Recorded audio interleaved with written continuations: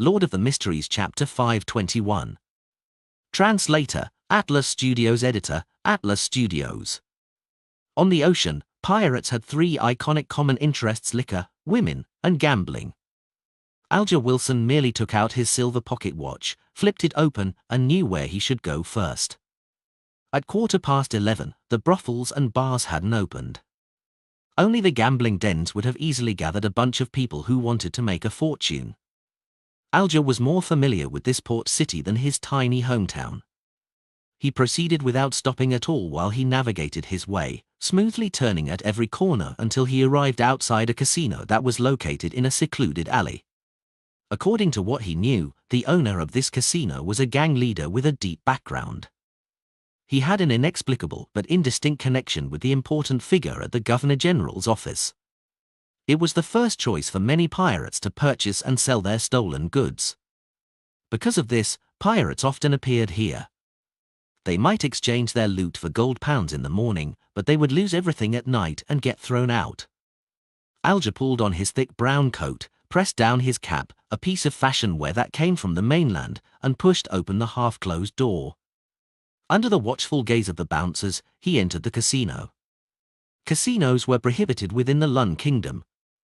They could only be attached to bars as rooms, but in the kingdom's vast overseas colonies, not only were they legal, but they were also a mainstay industry. Among them, Bayem of the Rorsted Archipelago and Aelther of East Balam were the most famous in the area. Many tycoons would specially visit them from Backland or Mid-Sea Shears Coast for a big day of gambling. Surveying the area, Alger saw a variety of card games, as well as dice-derived turntable games. As it was still early, there weren't many gamblers, and Alger quickly scanned them all. Suddenly, his eyes lit up, and he instantly recognized the identity of a disguised person. He took off his hat, walked up to a Texas poker table, and patted his target's shoulder. He bent down and whispered into the man's ear, blazing. Danitz happened to be flipping the corner of his card with his right hand, so he almost jumped out of his skin from the slap and nearly sent a fireball towards the guy behind him. After he had been attacked by Steel Mavetti, he knew that he shouldn't seek out information with his true appearance, as he could be targeted by greedy pirates. Although most pirates weren't strong and didn't register as a threat to Danitz, he still didn't want to reveal himself, lest it set back the plan of hunting Steel Mavetti. However, to his surprise, the disguise he took great effort to don was exposed just an hour after he left home. He turned his head quickly to the side and glanced through the corner of his eye at the person who had greeted him. When he saw the signature seaweed-like dark blue hair, Danitz relaxed a little and turned to observe if the other players had heard the greeting. The gamblers were all carefully studying their hidden card, either folding or continuing, with none of them paying attention to what was happening over at his side. "Why are you here?" Danitz asked casually. He and Alger had met at the previous private meet, and he knew that the other party had a ghost ship and a dozen sailors. He was quite a powerful but unknown fellow. According to Vice Admiral Iceberg's judgment, if such a small and weak pirate crew was able to retain an ancient ghost ship, it meant that they were backed by a powerful faction. Perhaps they were members of the Church of Storms, or perhaps they were related to a particular pirate king or secret organization. They usually disguised themselves as ordinary pirates and gathered information for who they were really loyal to. It was easy to wipe any traces of themselves clean at scheduled times, and at times, do things inconvenient for the power backing them. For example, silencing others or plundering certain special items. There were quite a few pirate crews like this, and no one would particularly be bothered about such matters. Alger pulled over a nearby chair and sat down. He tilted his head and asked in a low voice, "I heard that your captain obtained Death's key?" Danitz snorted with a laugh. "I thought you had a brain, but you've disappointed me. How can such a thing be so easily obtainable? We'll definitely sell it if you want it and offer a decent price. How about it? Do you want to consider this deal?" Alger casually said, "Perhaps it has other secrets. Maybe someone wants to deal with your captain. Who knows?" Dog's hit. Annoyed by his new hand, Danitz cursed out loud. Then, he suppressed his voice and said, "That thing doesn't seem like a creation made by humans. It might belong to the giants or devils. creation? Your captain still insists on teaching language to all of you? Alger asked with amusement. The rumor was that Vice Admiral Iceberg was a woman who was very strict when it came to knowledge. She couldn't stand the sight of a bunch of illiterates under her command, so every day on the Golden Dream, there was a class of general knowledge and reading, and every day she forced the crew to take turns participating. Wishing he could forget it, Danitz said, "It's much more difficult than fighting. Because of this, we're usually unable to recruit enough crew members. Every time we dock at the port to resupply, there will be people who resign." He didn't continue with the topic. Looking at the dealer, he said to himself, "Help me keep an eye out for Steele's whereabouts." Steele Mavetti? Admiral of Blood's second mate? Alger looked down at Blazing's left arm, which was slightly propped up with a splint, and asked, "Were you attacked?" "For the key?" "His brain has already been eaten by his zombies." Danitz stressed. "You want to seek revenge on him?" Alger guessed from the other's tone and request. He. Danitz smiled without a reply, looking as though he was concentrating on his new hidden card. Alger thought for a moment before saying, "The last time your captain appeared was 7 days ago, near Sonia Island." This was confirmed by a telegram. The Golden Dream wouldn't arrive in Bayam that quickly. "Do you have a new helper?" "If it's just you alone, then you aren't a match for Steele even if he were alone. And as you know, he's always attended to by a crowd." Towards Alger's question, Danitz's response was to throw out a chip. "Call." "Who is it?" Alger first assumed that Danitz's attitude was a tacit agreement. He pinned his hopes by asking since it was a riskless endeavor. Danitz stared at the exposed cards and answered simply, "You wouldn't know." "I wouldn't know?" "Someone who has the strength to deal with Steele Mavetti should be someone with a little fame at sea regardless of if they're a pirate or an adventurer. Unless they belong to a specific secret organization or it's their first time traveling the seas. Of course, it's also possible that Danitz doesn't wish to answer for fear of exposing a secret. That's most probable. Someone belonging to a particular organization, first time traveling the seas, with the strength to deal with Steele Mavetti." Alger looked up slightly as he suddenly had a bold guess. He tapped on the edge of the table and asked, as if he were chatting about the weather, "Was Banzi Harbor fun?" He emphasized the word fun. "Top novel updates on n/o/v/elb/in.com." Danitz turned his head in surprise and blurted out, "How did you know?" He believed that with the Church of Storm's style, it was impossible for it to air dirty linen. Furthermore, the passengers of the White Agate had just arrived last night. The people who had witnessed the developments had all signed confidentiality agreements, so how could the news spread so quickly? Alger smiled without answering. At this moment, he understood the value of Emperor Rozel's words, "boldly hypothesize and carefully verify." Danitz put away his winnings and muttered, "It's no big deal." There was a revival of some ancient customs that led to the fall of a storm bishop. As expected. Alger chuckled and said, "I'll help you keep an eye out for Steele." "But how can I contact you?" 15 Amiris Avenue is an unoccupied house. "Write the information on a piece of paper and throw it in," Danitz answered hesitantly. Alger nodded and stood up while patting Blazing Danitz on the shoulder. "Don't forget my payment." He turned around and walked towards the door. Watching the captain of the ghost ship depart, Danitz couldn't help but grumble. "This fellow isn't bad. However, I have to leave this place too." He couldn't quite trust Alger. Perhaps in a few minutes, he might lead Steele Mavetti and his pirates to rush over. After leaving the casino, Alger, who was wearing a pair of local baggy pantaloons, strolled down the street. He entered a department store and found a counter. He smiled and took out a handful of bronze pennies. "Give me a deck of tarot cards." While he was waiting, he leisurely thought of a question. What is the adorer of Mr. the Fool doing at this time? In Old John's restaurant.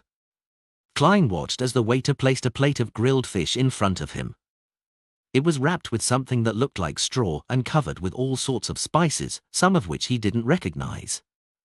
The strong aroma seeped into Klein's nose and greatly enhanced his salivation.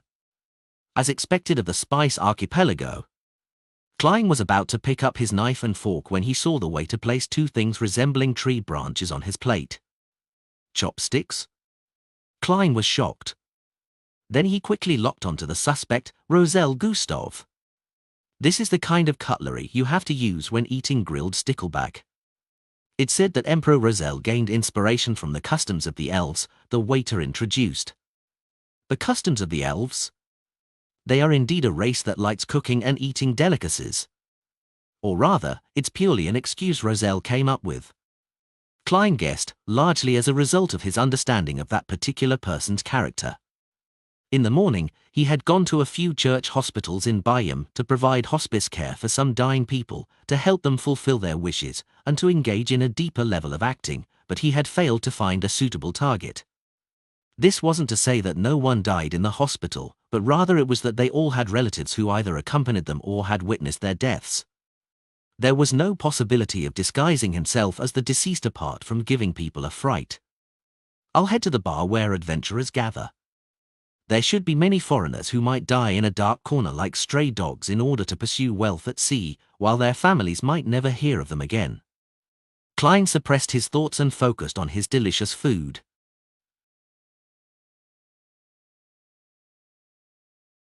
Lord of the Mysteries Chapter 522. The quality of Sickleback's meat was certainly not as good as that of Murloc meat, but the spices synergized to form clear layered flavors, which Klein was rather delighted to have tasted. He just couldn't stop himself from eating after the first bite. Actually, there are some local beyonders who wish to leave this dangerous circle and lead a normal life. It's completely possible for them to head to Backland and open a roasted cuisine restaurant, selling grilled fish as their specialty. With the city's acceptance for many things, their business definitely wouldn't be bad. The only problem is that many spices aren't as cheap as they are here. The cost will be very high, and a location has to be chosen to cater to the target group. Klein put down his rather crude chopsticks and wiped his mouth with a napkin, letting his mind wander. In his view, commoners were unable to find the means to get rich, mostly because they didn't have enough vision. However, one's vision was also limited by the education they received and their daily experiences. Bound by social class, it was really hard to escape from it and break through this limitation. The most effective way was to strive for a higher level of education, and the second was to take risks and head out on an adventure. Of course, the risk was huge, and many people vanished silently while taking this path. Klein spent 2 soli and 5 pence for this meal, which wasn't cheap, but he had always been willing to spend money on good food. Besides, his main expenses had been paid for by Danitz recently. Pulling at his collar, putting on his hat, and holding his black cane, he walked out of Old John's restaurant, just in time to see a police officer driving a tramp out of the street. The natives of the Roasted Archipelago had darker skin than the people of the southern continent. It was close to the kind of bronze which was often a result of exposure to the sun. Their hair was mostly dark and naturally curled ever so slightly. They were quite different from the colonists from the Lun Kingdom. It had been less than 50 years since the place had been completely colonized. At first, Lun had worked with the local kings and chieftains, under the name of the Central Sonia Company to extract economic benefits, but later, the management of the company quickly fell into corruption as they fought for power, even provoking the enemy for personal gain by starting a war. What was even more absurd was that they would report each other, claiming that their competitors had received bribes. With regards to this, they would find a member of parliament backing them. During parliamentary hearings, they would attack each other, something that nearly resulted in soups. The natives would never have imagined that the powerful figures, who could make their kings and chieftains bend over, kiss the soles of their shoes, and deliver carts and carts of gifts, were actually unimportant people who weren't even members of parliament in Backland. Although most of them came from noble families, they were at the end of the line of any inheritance rights. After that dispute, the king and the prime minister agreed to redeem the stock, shut down the Central Sonia Company, and to send their fleet and troops to take over the Roasted Archipelago in full force, bringing them under true colonial rule. At present, the archipelago was governed by the Governor-General's office, Parliament, and the courts. The upper echelons were all loanees, and some of the middle-ranking personnel were members of parliament and court magistrates who were descendants of the original kings and chieftains. As for the low-ranking positions, they were open to the educated natives of the region. This included police officers below that of superintendents. It was a native policeman who was driving off the tramp with a baton, and his target similarly was of distinct Rorsted descent. As soon as the policeman saw Klein in his double-breasted frock coat, half-top hat, and black, civilized cane, he immediately put away his baton, straightened up, held his feet together, and saluted. "Good afternoon, sir. How may I help you?" Klein felt mixed emotions as he gently nodded. "Are there no carriages here?" According to the regulations of the Governor-General's office, carriages aren't allowed to enter this street. "You'll have to walk to the street ahead," the policeman explained with both fear and enthusiasm. "Thank you." Klein casually praised him. "You speak good Loanese." The policeman was so pleasantly surprised that he became excited. I think that this is an essential quality that a good policeman should possess." He originally wanted to say that he felt that he too was Loanese, but he was afraid the gentleman across him would end up angry. Klein secretly sighed and slowly walked to the corner of the street. Along the way, he saw that the local style of clothing was very different from that of mainland cities such as Backland and Tingen. It was even different from ports such as Demi and Banzi, which had been colonized for more than 200 years. A decent man from Lun, dressed in a formal suit, wearing a top hat and a tie, and holding onto a civilized cane. This made the people around him subservient, afraid to look him in the eye or touch him. The rest of the natives, or mixed bloods, liked matching a thick jacket with baggy pants, along with a cap from the mainland. They didn't like black, and they preferred the colors brown, tawny, and light grey. To Klein, this was indeed a little strange, but it also gave him a feeling of coming to a foreign country. Of course, the natives of higher standing and those of mixed blood also mimicked the dressing style of Lun, believing that this was a sign of civilization. 2 p.m., Swordfish Bar, an accepted gathering spot for adventurers. There weren't many customers, so Klein easily made his way through the tables to the bar. He discovered that what was different from the other places was that there were 3 blackboards on the side of the bar that were supported by wooden shelves. Sitting on them were yellowing notices in white, with a variety of content, strange and varied. Some were hiring bodyguards, some were seeking help in finding people, some were investigating the situation on a particular island, and some were offering a high reward for the head of a particular pirate, while others claimed that they had obtained a treasure map and wanted to form a team. In short, the affairs that had been divided up between the private detectives and security companies in the Lun Kingdom still belonged to the adventurers here. A glass of Zar. Klein tapped the surface of the bar counter. Rare latest chapters on no/v/e/l/b-in.com. It was a local malt beer, cheap and tasty, with a unique taste. It was loved by adventurers, something Klein had learned from Blazing Dannets. 3 pence. The bartender casually glanced at the customer, not showing any change in his attitude because of the stranger's unfamiliar face. With a beer in hand, Klein sat in a high chair in front of the bar, sipping bit by bit as he quietly listened to the drinkers around him. Through their conversations, he searched for a worthy target. After nearly an hour, when the number of people in the bar increased, Klein finally heard something that might be useful. His spirit was jolted and he became increasingly focused. There were 4 people sitting at the table less than 3 meters away from him. They were feeling sorry for a man named Went. "I always thought Went was out at sea. I didn't expect him to be at home. He's very sick. Sigh, if I had knocked on his door 2 days earlier, he wouldn't have died." You don't know how terrifying the room was. Mushrooms were growing on his body in huge swaths of white. "Dog's hit. Stop it. Can't you see I'm eating sausages?" "Yes, yes, yes." Went's room was filled with bugs, moths, flies, butterflies, bees, and cockroaches. Holy Lord of Storms, I couldn't believe this was a place where a human can live. Even the police who came later were stunned. As the conversation passed into his ears, Klein slightly frowned, feeling that Went's death wasn't normal. Within a few days of his death, his corpse was already filled with mushrooms, and insects were crawling all over the room. Something Beyonder related? With such an anomaly, the police would definitely report the matter to the mandated Punisher team. It sounds like it happened 3 or 4 days ago.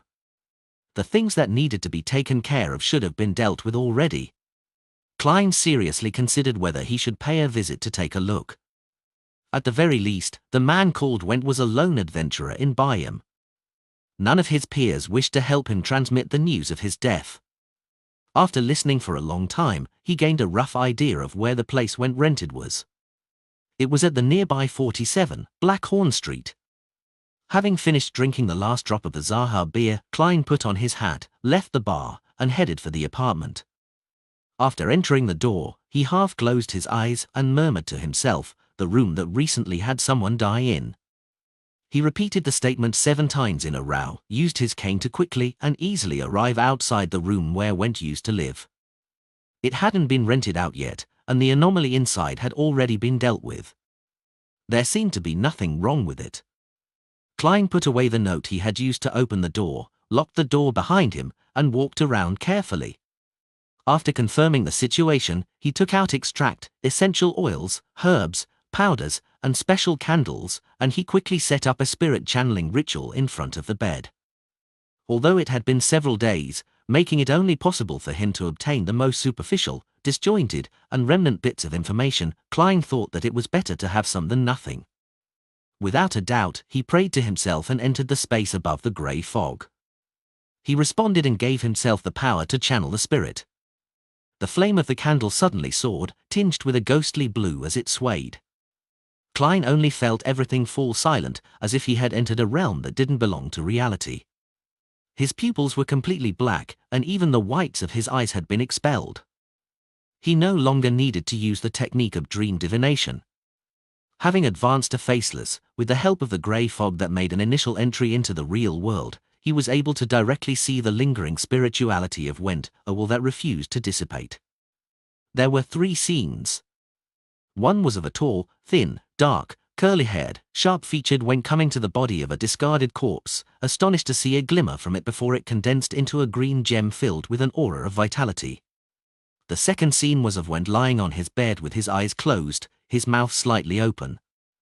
His skin was covered with mushrooms of all kinds, the surrounding cockroaches and moths piled on top of each other, and on his chest, a silver necklace embedded with the same green gem from before. The third scene was of a pretty girl with flaxen-colored hair sitting at the edge of the sea with her eyes slightly moist. Lingering around her was Went's reluctant voice. "Rain, I'm about to die. I'm really regretful that I never told you that I love you. I want you to marry me." The picture shattered, and the spirit channeling came to an end. Klein looked around and saw that the house was still dark and gloomy. This fellow is truly unlucky. Klein shook his head and sighed. He already had a rough idea of the cause of Went's death, his random act of picking up something. The vast majority of Beyonders didn't know about the law of Beyonder characteristics, conservation and indestructibility, and they had never thought that the deceased of their kind would be able to release a characteristic that could become an ingredient.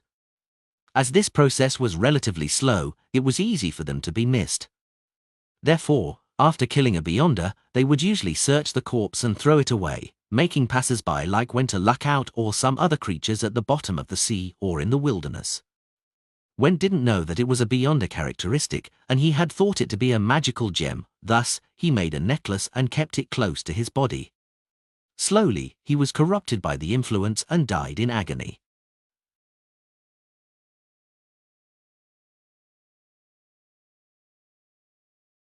Lord of the Mysteries Chapter 523. Translator, Atlas Studios. Editor, Atlas Studios. By the time he left 47, Blackhorn Street, Klein had figured out Went's general situation.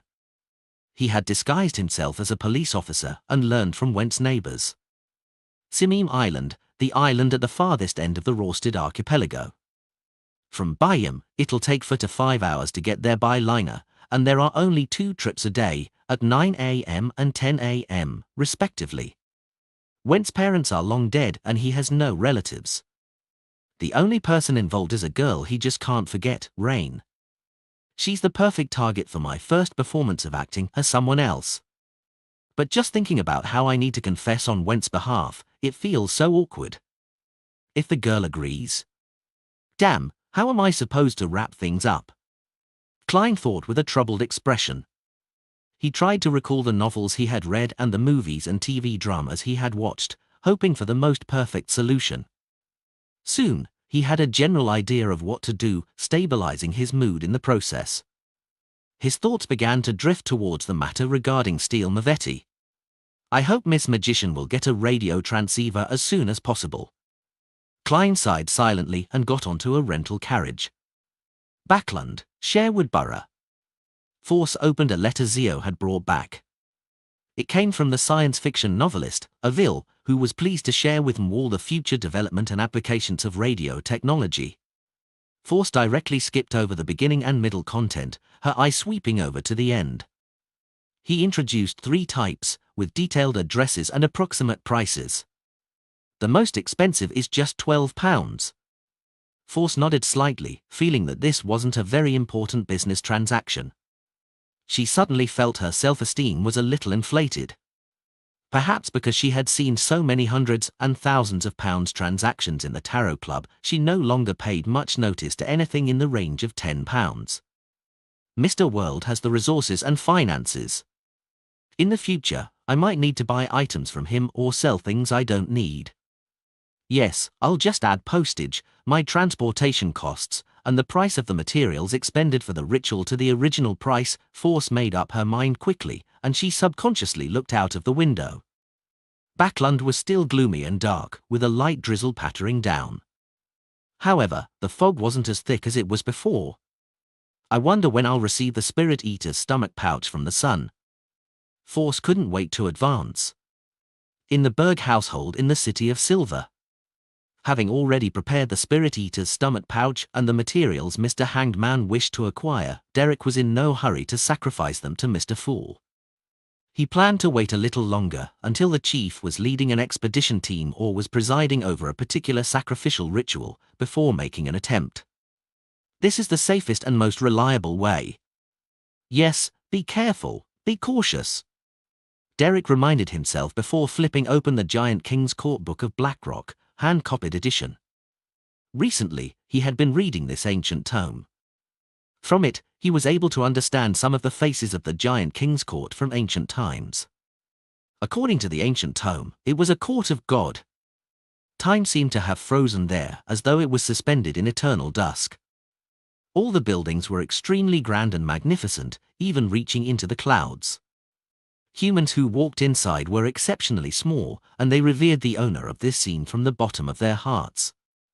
Backland, Hillston Borough, Waymandy's house. After listening to an explanation, Emlyn White combed his hair with his hand and intentionally asked, "Lord Baron, I forgot where I heard it from, but there was a very famous city named the City of Silver during the Second Epoch or in the early half of the Third Epoch." Waymandy was a vampire baron whose age exceeded 200 years. He didn't look old, and he instead looked like a mature gentleman in his early 30s. His black hair was neatly combed back, and he was wearing a dark red cotton shirt with a brown pipe in his hand. As he enjoyed the warmth of the fireplace, he said thoughtfully, "No, at least in my memory, there's no City of Silver before the Cataclysm." Before Emlyn could even revel in his joy, Waymandy went on to say to himself, "But there was a Kingdom of Silver which was originally ruled by the Giant King's Court and later came under its jurisdiction." Kingdom of Silver? Emlyn White thought for a while and said, "Lord Baron, is there anything more specific?" Waymandy looked up at him, smiled, and said reminiscently, "The Kingdom of Silver had a rather special position in the Giant King's Court. They didn't directly believe in the Giant King, Ormia, and instead, they believed in the Giant King's Court's queen, Omabella. City of Generosity, Bayam, Dock Area. Acid Lemon Street, Windover-Jorin." Klein stood at the corner of the street, undid the topaz pendant on his left wrist, and divined to ensure that there was no danger ahead. With that in mind, he strolled back to the inn, went up to the 3rd floor, and opened the door of the luxurious suite. He was slightly surprised to find Blazing Danitz already back, slumped in his reclining chair, drinking. After a moment of consideration, Klein calmly asked, "What time is it?" "Isn't there a clock?" Danitz muttered. He looked at the wall opposite him and read out the time. 3:40 p.m. Before he finished his sentence, Danitz suddenly came to his senses, sat up straight, and laughed dryly. "I've already gone to the places I can get information from and asked the people I can ask. There's no need to stay outside any longer. It will increase the risk of exposure and affect your hunting plan." Klein found a chair and sat down, and he expressionlessly said, "Tell me what happened. What problems could there be? Although I'm mainly an adventurer who hunts treasure, I'm also a qualified part-time pirate." Danitz felt that his abilities had been insulted. After being swept by German Sparrow with a cold glance, he smiled and gave a brief overview of the places he went, the people he met, and the news he had heard from the morning and afternoon. Hearing Danitz sigh that a captain of a ghost ship named Alger knew about Banzi Harbor, Klein suddenly wanted to frown. "With Mr. Hanged Man's relationship with the Church of Storms, even before I controlled the world and actively mentioned it, he didn't know about the anomaly at Banzi Harbor, so how could this Alger have known? Is he some powerhouse of higher standing in the Church of Storms who's disguised as a pirate, or someone who has some sort of relationship with the heretics in Banzi Harbor? Mr. Hanged Man has been active in the surrounding seas, so there's a possibility that it's him." Klein's heart stirred as he recalled the characteristics of the Hanged Man. Above the grey fog, although he couldn't clearly see the other members' appearances, it was still obvious as to whether they were men or women and what their hair color was. Klein raised his hand to stop Danitz from speaking. He said in a low voice, "Very messy hair, dark blue in color? You know him? That guy isn't simple." Danitz sighed. "As expected. I really didn't expect to meet him so easily." Klein didn't respond. Instead, he leaned forward and said, "Continue." Without thinking too much into it, Danitz gave a general description of what happened afterward and explained himself.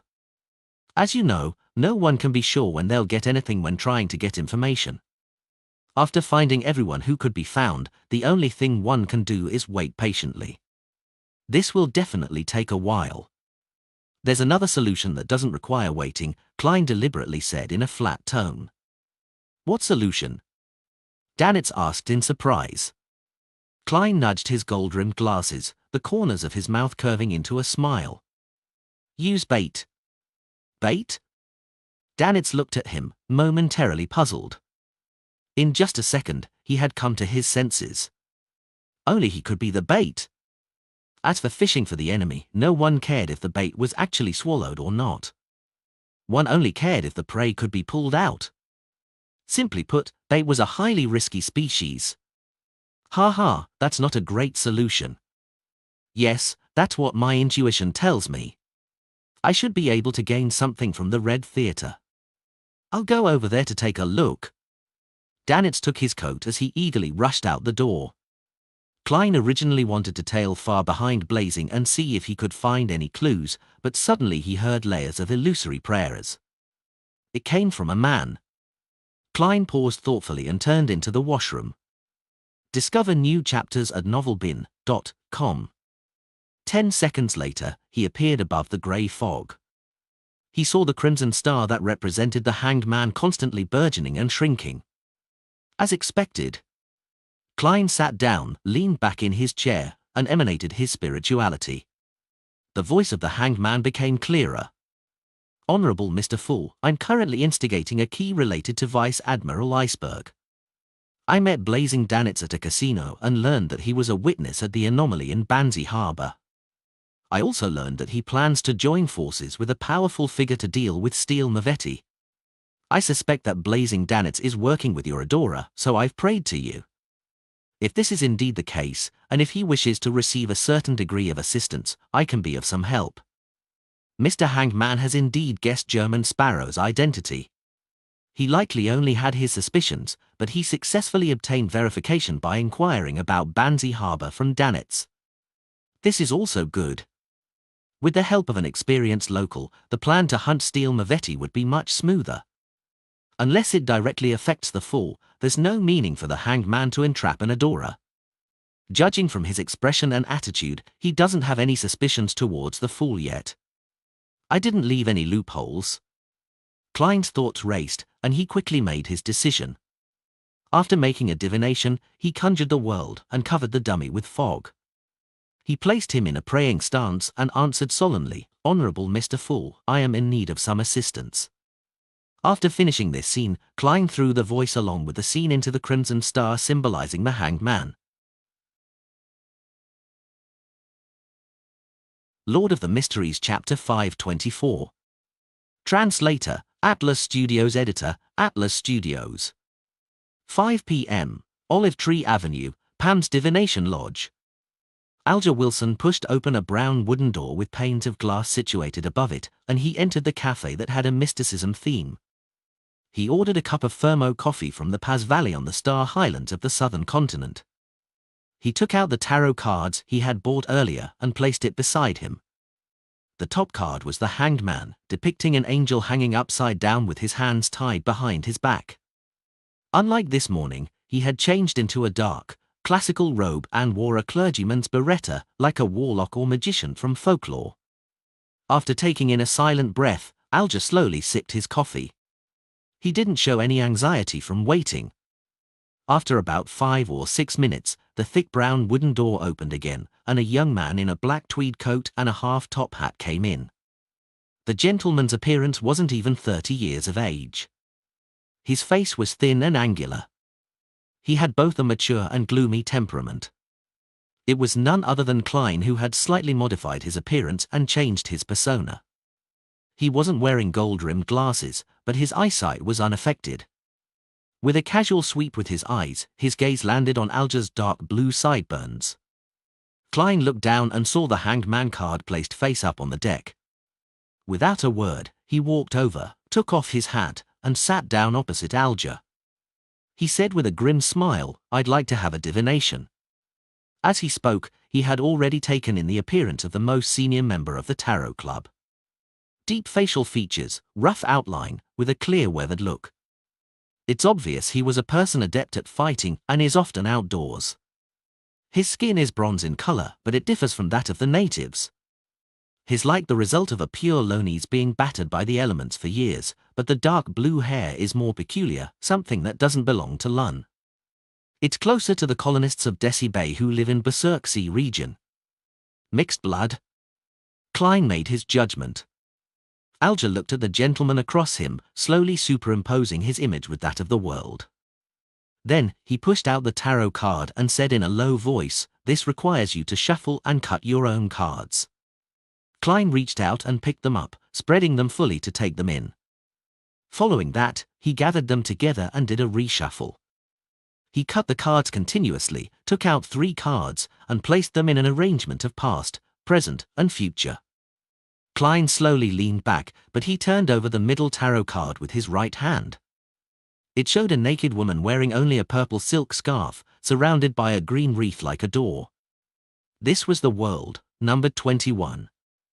Number 22 returned to 0, symbolizing the fool. How should I interpret this? Klein asked deliberately. Although the Hanged Man hadn't explicitly mentioned that the world was the adorer of the fool, Klein didn't think it was necessary to hope otherwise. He felt that being honest about it aided in establishing his image. If Alger hadn't guessed it, then it was an act of being open and confident. If Alger already knew about the matter, it would make the world appear at ease, as if everything was within his grasp. He knows I know? He already believes that I've guessed it before raising the topic above the grey fog. Impressive. Alger's heart skipped a beat as he replied at a moderate pace, "It's inverted. It means that things will fail due to a lack of preparation." What kind of preparations are needed? Klein thoughtfully nodded and asked. Alger took back all the tarot cards apart from the world and skillfully reshuffled and cut the cards. Then, he flipped open the top card. It was the Hierophant. Alger's voice remained deep and low. "You need advice. You need the help of faith and religion to avoid going down the wrong path." Without waiting for Klein to speak, he followed the sequence and turned over the second card. On it was the moon which overlooked the land. You will be confused, you will be exhausted, and you will be wandering in your dreams, but this is only temporary. Next, Alger handed over a third tarot card. It was the sun. Everything shall pass, and the light will shine upon the land. He spoke like a charlatan. Klein remained silent for a few seconds, then seemingly asked for confirmation. Church, dream, sun? A hint of a smile spread across Alger's face. He nodded slightly and said, "That's right." He had hidden hints for the follow-up plan during the tarot divination. In fact, in a situation where he had no skin in the matter and wasn't even noticed, there was no need to be so tactful. He could have described things in detail directly, but Alger felt that he still needed to test out an adorer like the world. He wanted to know if he was smart enough, rather than relying on his strength. If their intelligence were on the same level, Alger felt that they could cooperate more in the future. There was no need to talk too much between smart people. On the contrary, he would try to not involve the world in his own affairs. He would only ask for help when he needed a helper, unless Mr. Fool had other orders. Discover new chapters at novelbin.com. Now, the world's response and previous performances had confirmed that he was sly, vicious, and experienced. "Heh, I'm a tarot card expert. On such matters, Mr. Hanged Man, you're just a rookie." Klein secretly laughed, belittling him inwardly. The message hidden in the Hanged Man's interpretation was very simple. The Hierophant meant that he wanted to inform the Church of Storms about blazing Danets and steel Mavetti, and then use the power of the mandated punishers to divide the enemy and reap the benefits. This was something Klein often used, so there was no difficulty in understanding. The Moon and the Sun cards, which followed, were a reminder and warning from the Hanged Man. Since the mandated punishers were involved, a certain amount of caution had to be taken. According to Alger's experience, his colleagues in Bayam would definitely use a sealed artifact that could force many people within its range to fall into a dream when dealing with similar issues. Mavetti's characteristic meant that there had to be a specific item in the Sun domain which targeted him. "I'm immune to dreams, so I'm not afraid of the sun." Klein reached out his hand and half-turned the inverted the world card, turning it into its proper position, meaning that this plan was feasible and that he would make preparations. Alger raised his head and took a deep breath. The master here specializes in aromatherapy. She can use the fragrances of different essential oils, extract, incense, and flower essence to treat corresponding emotional problems and pacify the restless mind. "Do you want to try it? Using the contact point at Amiri's Avenue?" Klein smiled in response. "Okay." The two of them looked at each other as they remained motionless. They stopped talking about the aromatherapy anymore as both of them already had everything laid out. Klein didn't stay any longer than necessary. He took out his pocket watch, looked at it, and slowly stood up. Alger wiped away his smile, pressed his hand to his chest, and slightly bowed. "Let us praise God. All divination outcomes come from He is a revelation. Oh, you even know how to express your loyalty." Klein tried to hold back his laughter as he replied seriously, imitating Alger, "Let us praise God." He took 2 steps away, then suddenly stopped and looked back at Alger, chuckling as he put on his hat. "Frankly, you aren't suitable for that type of attire." "Ah?" Alger couldn't keep up with Mr. World's train of thought. When Klein had left the themed coffee shop, Alger retracted his gaze and looked at the mirror in the corner and took a good look at himself. Initially, he didn't think there was anything wrong wearing that. However, after the World's remark, he found it more inconsistent the more he looked at himself. Finally, he understood why he had said that. A fellow, who looked boorish and hardened, one appearing capable of summoning 100 sailors at any time to beat up his opponent or bringing out an axe and chopping them into pieces, really shouldn't be wearing such a mysterious classical warlock robe. It made his bearing somewhat abnormal. Cathedral of Waves. Alger, who had changed back into his original clothes, kept a low profile and followed the worshippers into the hall. He took advantage of the act of making a confession in order to meet the bishop, Chogo, through the priest in charge. After saluting, he went straight to the point. "I met Blazing Danitz, who claims that the key that Vice Admiral Iceberg possesses has nothing to do with Death's treasure and that they are even willing to sell it." he entrusted me with a mission to take note of Steele Mavetti's whereabouts. Apparently, he was injured by this second mate of the Admiral of Blood, and is in a rush to escape from his pursuit. Your Excellency, I wish to leak this news, making Steele Mavetti and his subordinates successful in cornering Blazing Danets. And I wish to use this opportunity to capture them all or execute them on the spot. This will be able to effectively keep the arrogance of the pirates in check.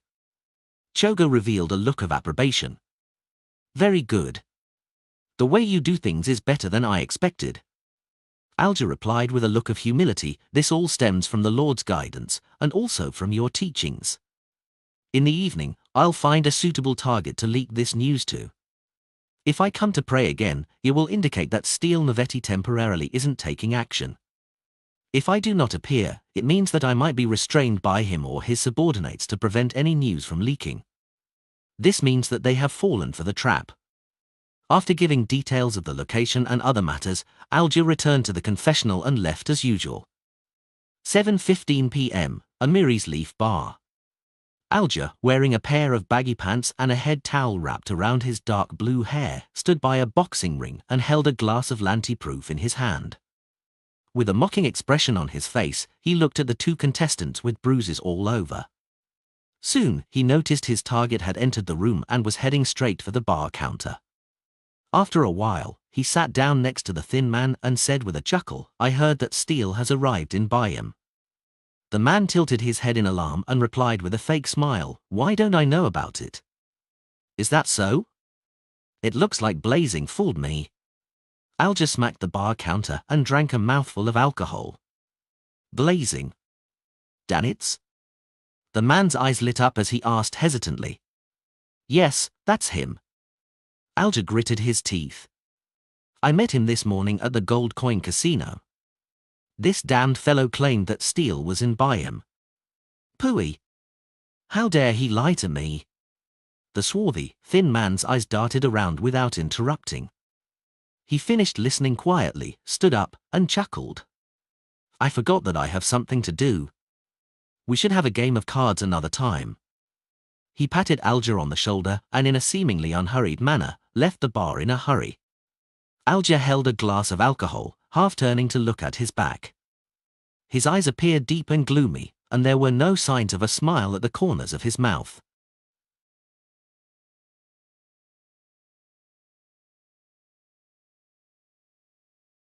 Lord of the Mysteries Chapter 525.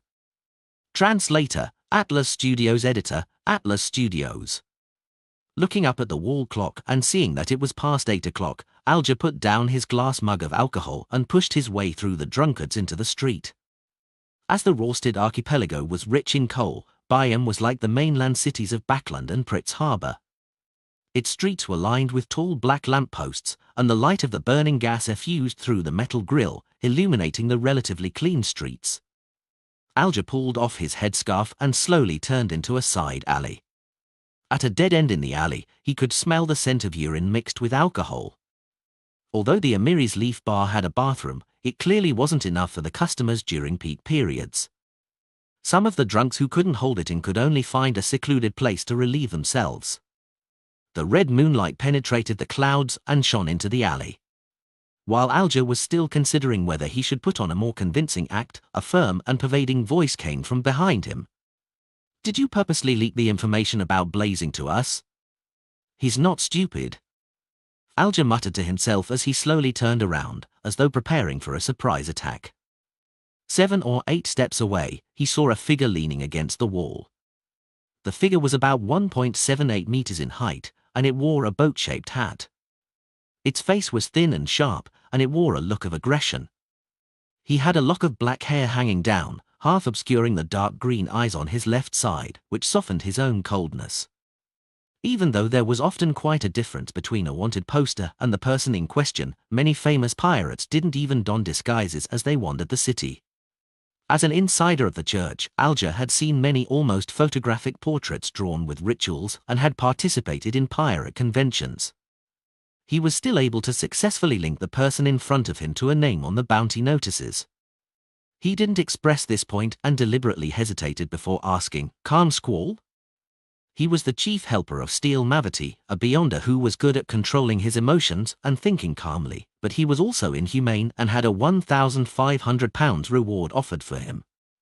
The man pulled at his black windbreaker and revealed an empty smile. Can I deny that? Well, probably not, just like how you can't deny that you deliberately mentioned blazing to Omaru. He's not someone who enjoys using his brain, the complete opposite of me. I've never thought of lying. I only wish to obtain some payment for the news you received from me. Between Blazing, who's alone, and Steel, who has so many helpers, anyone with a brain would know which to choose. Of course, I wish that you keep it a secret. I don't want to be pursued by Vice Admiral Iceberg, Alger replied frankly. Squall nodded his head leisurely and said, tell me the specifics. Just like I mentioned before, I bumped into and recognized Blazing at the Gold Coin Casino. He entrusted me to take note of Steel's whereabouts. Heh, it seems like he wishes to launch a counterattack, Alger said with a scoff. We agreed upon a point of contact. I believe this is intelligence worth at least £1,000. £1,000? Look up at the crimson moon. Are you dreaming? Squall scoffed. This might be a trap. Don't you understand that? Blazing might very well have found helpers, which is why he dares to seek us out. It's not for me to judge whether it's a trap or not. £500. Less than that, and I'd rather pretend that nothing has happened. Alger attempted to argue on the basis of reason for the reward. £300. You have to follow me somewhere and stay there for some time. It's to prevent you from selling this piece of news to others and spoiling our plans. We'll pay you when we capture Blazing with the intelligence you provided or have his spirit channeled. Don't worry. Food, alcohol, and a bed will all be free. Regardless, you lucked out. If there are any accidents that had resulted from you, I believe you'll know the outcome, Squall suggested with a tone which didn't allow for refusal. Sure enough, just as I expected, with my background being unknown, and with me not being too dangerous, the possibility of them choosing temporary detention is much higher than silencing me. However, I've also made preparations for a worst-case scenario. As long as I'm not too careless, escaping isn't a problem. Alger deliberately acted like he was in a dilemma as he said, no more than 2 days, or my crew will leave with my ship. I'll inform them if it exceeds 2 days. At some point in time, a sharp scalpel had appeared in Squall's palm, and he was making it jump and spin like an acrobat. After Alger described in detail the point of contact at 15 Amiris Avenue and the corresponding communication methods, Squall didn't speak further. He turned around and led Alger as they turned at every corner, and they arrived at an unknown street before entering a nondescript house. Long time no see, blue-haired captain of a ghost ship. The door was opened by an old man with hair that had more white than black. He was dressed as a local and wore a pair of baggy pantaloons. Old Quinn. You really are the intelligence officer of the Admiral of Blood? Alger deliberately said in astonishment. Old Quinn chuckled and said, there's always some truth to rumors. What you imagine to be fake might very well be real. He didn't switch on the gas wall light, but he carried a silver candle lamp in his hand as he guided Alger and Squall through the dark hall into a spacious, windowless basement. You'll stay here for a while. My friends and I will be in charge of watching you and also provide you with alcohol and food, Old Quinn said with a laugh. To show our sincerity, we're not going to disarm you. All right. Alger took the initiative to walk to the low bed in the basement. Old Quinn closed the heavy stone door and locked it behind him. Squall didn't linger on, but hurried away, checking repeatedly to see if he was being followed. After changing to a rental carriage, he came to a Lun enclave in Bayham. It was also the residential area of the upper class. As he entered a garden bungalow, Squall saw Mavetti sitting on a sofa in the living room, waiting for him. The others were either lying, standing, or sitting in a semicircle, with puppets and zombies acting as guards around them. Steel's lips were thick, his skin swarthy. His hair was curled up like steel balls often seen in factories. Is the intel reliable? The muscles on his arms trembled, exuding vibes of tremendous strength. However, his entire being emanated a cold and sinister feeling, as if he wasn't a living creature. Squall nodded. "He's a pirate captain who serves money. I've already detained him at Old Quinn's place. If there really is a problem, he definitely won't be able to leave that place alive. I think he knows this very well." At this point, Squall revealed a cold smile. "However, we still have to be wary of any accidents. This might be a trap set up by Blazing. Do you have any ideas?" Mavetti asked directly. The first thing he saw was a pirate lying on a couch.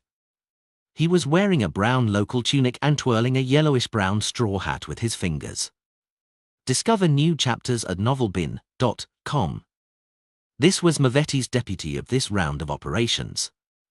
He was the captain of the 6th ship which was lost in the battle with Vice Admiral Dusk, Blood Brambles Hendry. He had a bounty of £3,800. It's clear that Squall has a plan. Hendry used his straw hat to cover his pale face. Squall chuckled and said, "Didn't that adventurer, John Smith, send Mauder to join us undercover? Let's deliberately leak the news to him, making him think that we're still waiting for help and that we can only take action the day after tomorrow or 3 days later. Those bunch of greedy adventurers definitely wouldn't let Blazing off. They'll definitely fall over themselves for him. When the time comes, we can find a spot to watch the show. If there are any accidents, they'll be the ones bearing the brunt of things. If everything is successful, we can also cull them." "All right." Steel Mavetti's eyeball slightly moved, radiating intense bloodthirst. In the early hours of the morning, everything was ready. Blood Brambles Hendry brought a leather suitcase over, took out a peacock blue carpet, and slowly spread it out in front of him. There were many mysterious patterns on it that had a non-human flavor to it. Mavetti, Squall, and 2 other Beyonders, as well as 8 zombies and puppets, took their places on it. Hendry was the last to step in. Closing his eyes halfway, he recited a single word in Elvish, "Flight." The peacock blue carpet tightened suddenly and floated upwards, lifting everyone up from the ground and into the air as they flew towards Amiris Avenue. During this process, Hendry pulled out a black handkerchief and shook his wrist, turning it into the night sky, which magically covered all their traces under the moonlight. In about 7 to 8 minutes, they arrived in the area around 20, Amiris Avenue. Diagonally across them was the targeted house. They didn't move forward. Instead, they let the flying carpet hover silently in front of the crown of a thick tree as they lay prone to observe the situation. Time passed, second by second, as Hendry steadied the mystical item. There were no signs of a lack of spirituality. The night slowly passed, and the horizon was suffused with a faint red glow. The sun was about to rise, and the gang of pirates led by Steel Mavetti began their preparations to find another suitable spot for daytime surveillance. At this moment, a figure nimbly moved across the rooftops with his back bent, arriving above 15 Amiris Avenue. He wore a black cloak, his eyebrows yellow, and eyes dark blue. His facial features and contours were relatively soft. It was none other than Blazing Danitz. Danitz looked around cautiously for a moment, then climbed up the raised chimney, pushed his hand through it, and slid down. "He's really here?" Steel Mavetti, Blood Brambles Hendry, Squall, and company felt their spirits lift at the same time. At this moment, several figures sprang up from the chimneys and periphery of Units 13, 14, and 17. They rushed over with fast and potent stances, either breaking the windows, kicking open the doors, or using the chimney to rush into Unit 15 from different positions. Lord of the Mysteries Chapter 526. Translator, Atlas Studios. Editor, Atlas Studios. The Rorstad Archipelago was the Lund Kingdom's governing branch in the central areas of the Sonia Sea. Similarly, it was a key diocese of the Church of Storms. It had a high-ranking deacon, who was part of the Council of Cardinals, permanently stationed here. Of course, even a pirate at the level of admiral might not be able to stir such a powerful figure into action, much less when it dealt with a second mate and bosun. As a result, it was left to Deacon Cordoba Roy, who happily accepted the order and led 2 mandated Punisher teams to activate sealed artifacts 2-37 and 2-166. They lay in ambush at a distance from 15 Amiris Avenue in order to be absolutely safe. From Cordoba Roy's perspective, a team of mandated Punishers with 2 sealed artifacts was enough to deal with the group of pirates consisting of Steel and Blazing Danets, but the latter's intention of keeping an eye of his pursuer's whereabouts caused him to worry. Instinctively, he felt that there was a problem, so he called for an additional team of mandated Punishers. Actually, just having 2-37 is sufficient. While they waited, Cordoba Roy suddenly sighed. In his opinion, this sealed artifact would be the nightmare of Steel, Blazing, and company. He closed his eyes, and the corresponding information appeared in his mind. Number 37. Name, Dream of Eternity. Danger Grade, 2, Dangerous. It has to be used with care and moderation. It can only be applied for operations that require 3 or more people, a deacon, or diocese bishop. Security classification, Bishop, Team Captain, and above. Rare latest chapters on no/v/e/l/b-in.com. Sealing method, place in boiling water. Description, it has the appearance of a heart. It's black in color, feels ice cold to the touch, and is filled with holes, often making a sound like a flute. This item originates from a primitive tribe in West Balam of the southern continent. They have spirit warlocks as their leaders and are nocturnal. A Lun army company conquered the tribe, received the object they revered on the altar, and in the week that followed, there were cases of soldiers acting abnormally, going mad, committing suicide, and so on. Research shows that as long as one comes into contact with this item, they will enter a long dream. If not woken up by someone else, one will forever remain in that illusory world. On the surface, they would appear frustrated, fearful, and confused. One's mental and biological states will gradually change. The researchers who were awakened were still unable to tell the difference between reality and dreams for a long time, which led to a series of tragic events, including, but not limited to, expressing love to their superiors, kissing the mouth of a venomous snake, suffering from depression, undressing and running naked, and attempting to bathe in boiling water. If they weren't transferred to another city, the only possible outcomes would be madness and suicide. This item can be used, causing all creatures within the target's surroundings to fall into the same dream. The user can choose the target to a certain extent and excluded companions. The effective radius is a maximum of 50 meters. Beyond that would burden the user tremendously, dealing severe mental damage. The user will enter a state of being unable to distinguish reality from dreams after the matter, and will have to leave the city where 2-37 is located for any chance of recovery. Many examples, see appendix, show that even without contact, this item can affect the surrounding population greatly unless it's placed in boiling water. Appendix is 1. It is similar to the effects of a nightmare from the Evernight pathway, but it's more prominent and uncontrollable.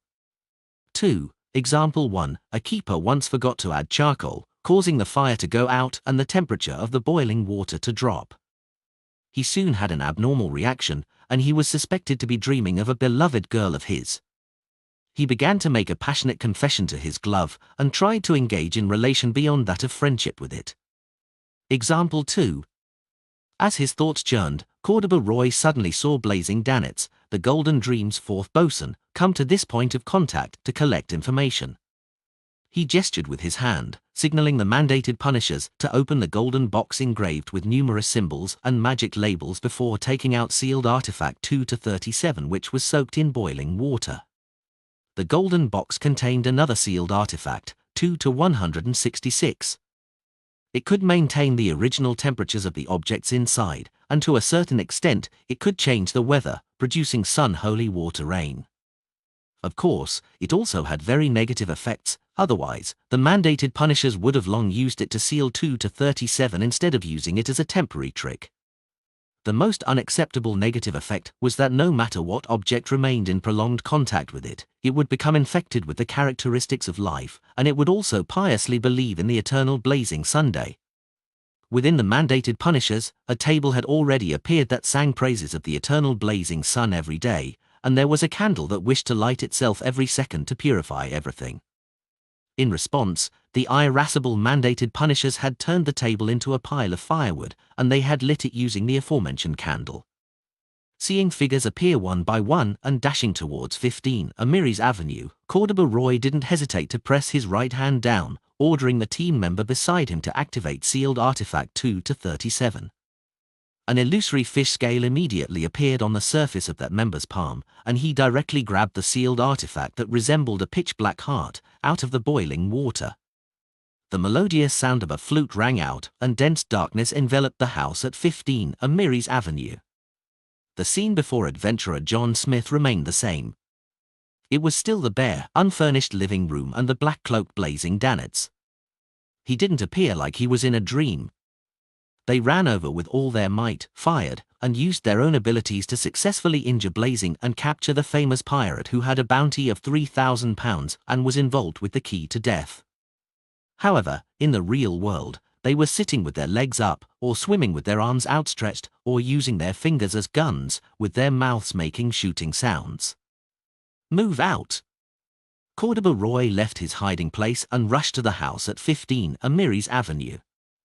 The other mandated Punisher team members were divided into two groups and began encircling the house from different positions. Before Cordoba arrived, the living room was already brightly lit, as if the sun was rising. Holy pure water dripped down like rain. It none other than sealed artifact 2 to 166 being put to use. At a distance away, the flying carpet floated silently in the darkness. As soon as Steel Mavetti and the others saw the mandated punishers appear, they immediately understood that this was indeed a trap set by Blazing Danets. This son of a BTCH, he actually defected to the Church of Storms. Mavetti growled as mania flashed in his eyes. Blood Brambles Hendry looked at calm Squall and sincerely praised him. Fortunately, we weren't careless. In fact, I didn't expect a foolish donkey like Blazing Danets to cooperate with the Church of Storms, Squall said calmly. Perhaps, the injured him was already captured by the mandated punishers, and he had no choice but to cooperate with them. Just as they were about to leave, they saw something protruding from the shadows outside the house at 15 Amiris Avenue. Something was sticking to the ground and quickly moving away. Blazing. Steel Mavetti recalled the scenes of his failed ambush. Danets! Hendry also recognized the man who had tried to escape with his magical powers. Squall was taken aback for a moment before coming to a realization. Either Blazing Danets wishes to use this opportunity to escape the mandated Punisher's control, or he has other traps to use against us. However, for some reason, the mandated Punishers were attracted, so he had no choice but to give up and flee. Regardless, this is an opportunity. Blood Brambles Hendry glanced at the mandated Punishers who had stormed the house. As long as we seize this minute, we'll be able to kill and take away Blazing under the noses of the mandated Punishers.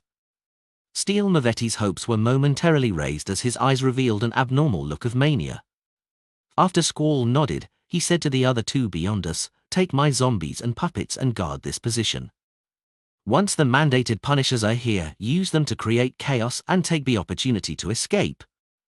"Yes, boss." The two Beyonder pirates jumped off the flying carpet at the same time with the zombies and puppets. The peacock blue carpet made a turn and shot ahead of Blazing. "Provide a support. Mainly be on guard against the surroundings. I'm worried that Danets has other helpers." Squall seized the moment and said to the Blood Brambles Hendry. A smile appeared on Hendry's pale face. "All right." Without saying anything else, Squall nodded at Steel Mavetti. Relying on his advantage from being high in the sky, Mavetti was able to distinguish the mostly normal shadows, determining the direction of the target. He suddenly jumped off the flying carpet and landed heavily on the ground like a giant boulder. White frost condensed under his feet as a layer of cold and transparent ice quickly spread to the side. The black shadow was immediately frozen in the corner. With a crack, Blazing Danet struggled to break free, growing out of the shadows. On the flying carpet, Hendry showed their good teamwork by dropping what he had long held in his hand. They were green leaves, flowers, and brambles. The leaves, petals, and brambles wildly grew in size or joined together, ensnaring blazing Danitz, making him immobile. Squall took the opportunity to jump off the flying carpet and thrust a sharp scalpel in his right palm towards Danitz's neck. Splat! He held onto the handle of the scalpel with his right hand and circled around to the back of the target. Danitz's head fell off and his body quickly shrank, turning into a thin, tattered paper figurine. At the same time, Steel Mavetti felt an indescribable sense of hunger bearing down on him. It was like a terrifying monster hidden in the darkness, quietly watching him. No, it's not blazing. Just as this thought flashed through his mind, an extremely compressed, incandescent fireball flew over from one of the rooftops, smashing towards his body. Steel Mavetti only made one movement, and that was to raise his arm in front of his body. Boom! The flames exploded and a shockwave radiated in all directions, blocking Squall's and Hendry's line of sight. However, they weren't flustered at all, as they had the utmost confidence in Steel. Sure enough, Mavetti only suffered from having his clothes torn and his skin covered in white marks. Apart from that, he hadn't suffered any injuries at all. But at that moment, he suddenly saw a figure walking out of the roiling flames in the sky. It was clearly a black cloak belonging to Blazing Danitz, but it had neatly combed black hair, dark, emotionless eyes, and a thin, cold face. The Danitz from before had always been faceless Klein, German Sparrow, who had always been prepared for the hunt.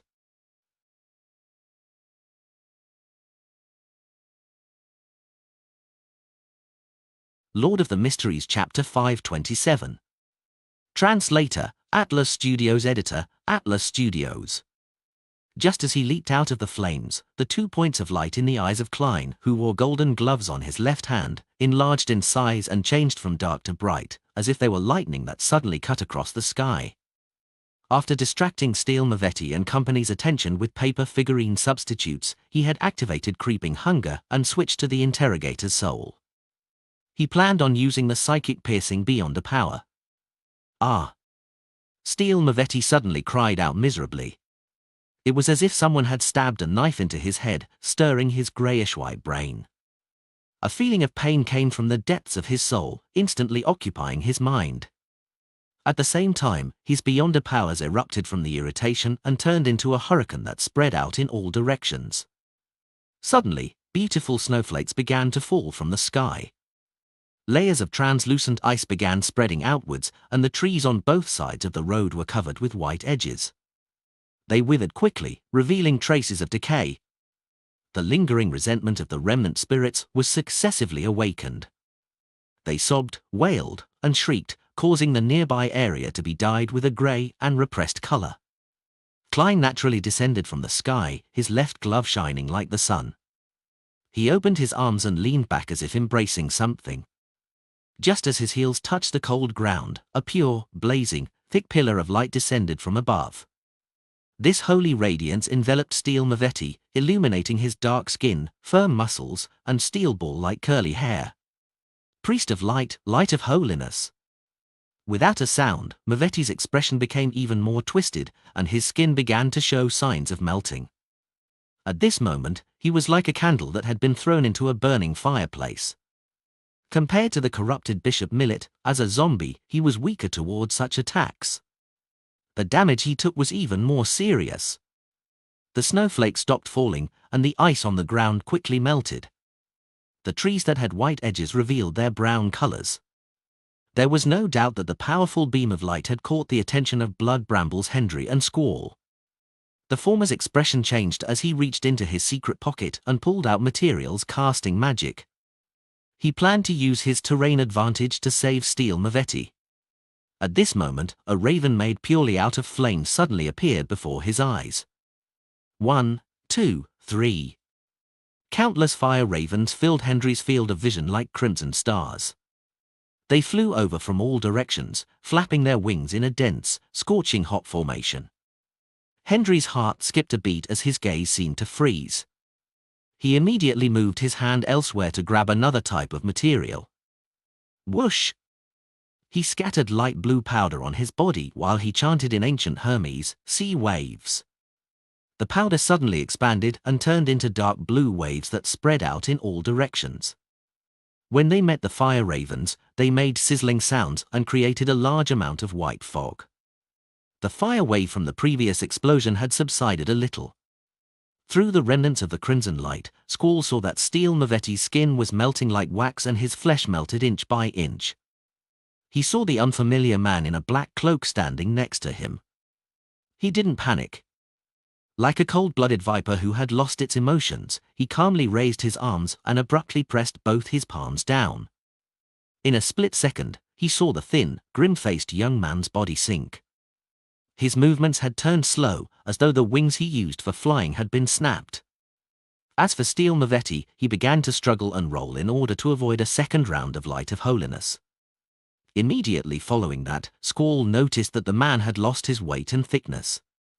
Once again, he turned into a thin paper figurine, pressed to the ground by an invisible force before soaking into the mud that came as a result of the melting ice. Klein phased into existence from another position. He rubbed his right thumb and middle finger together and snapped his fingers 3 times as he rushed forward. Pa! Pa! Pa!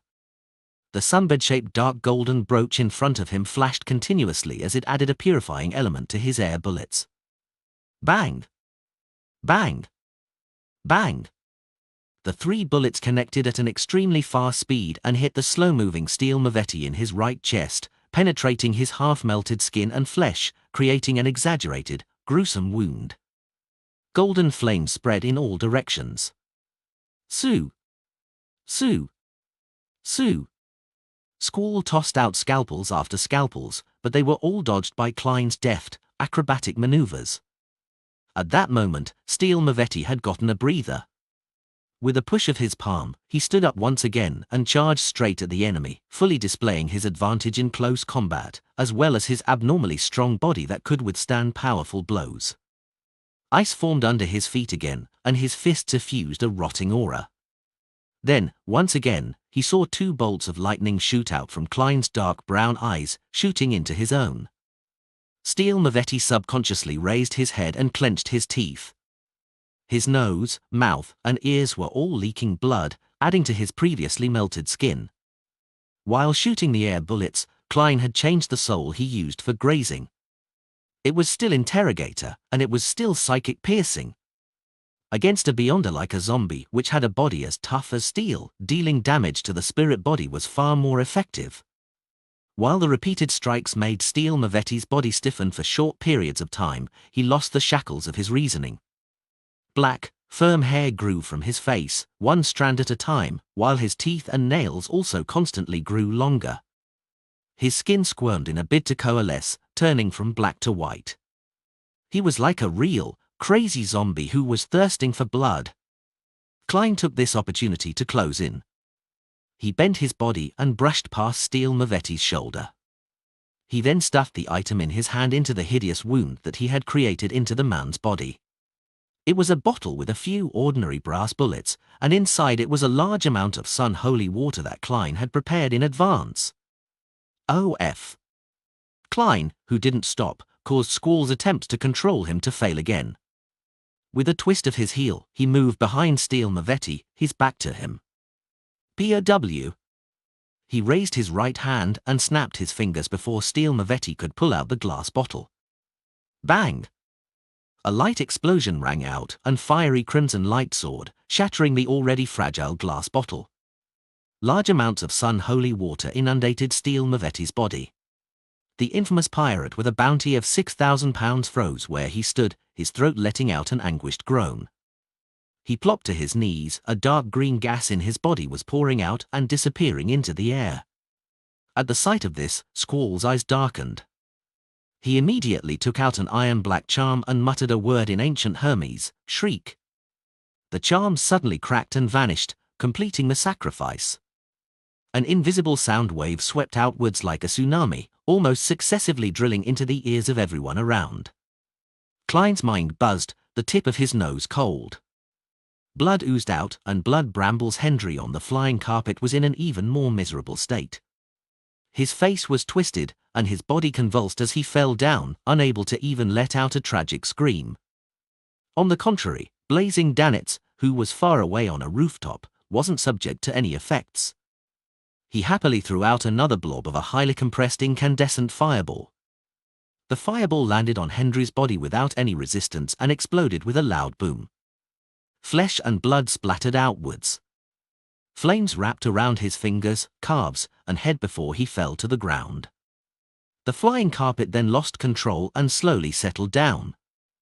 All new stories at n0v/b/n.com.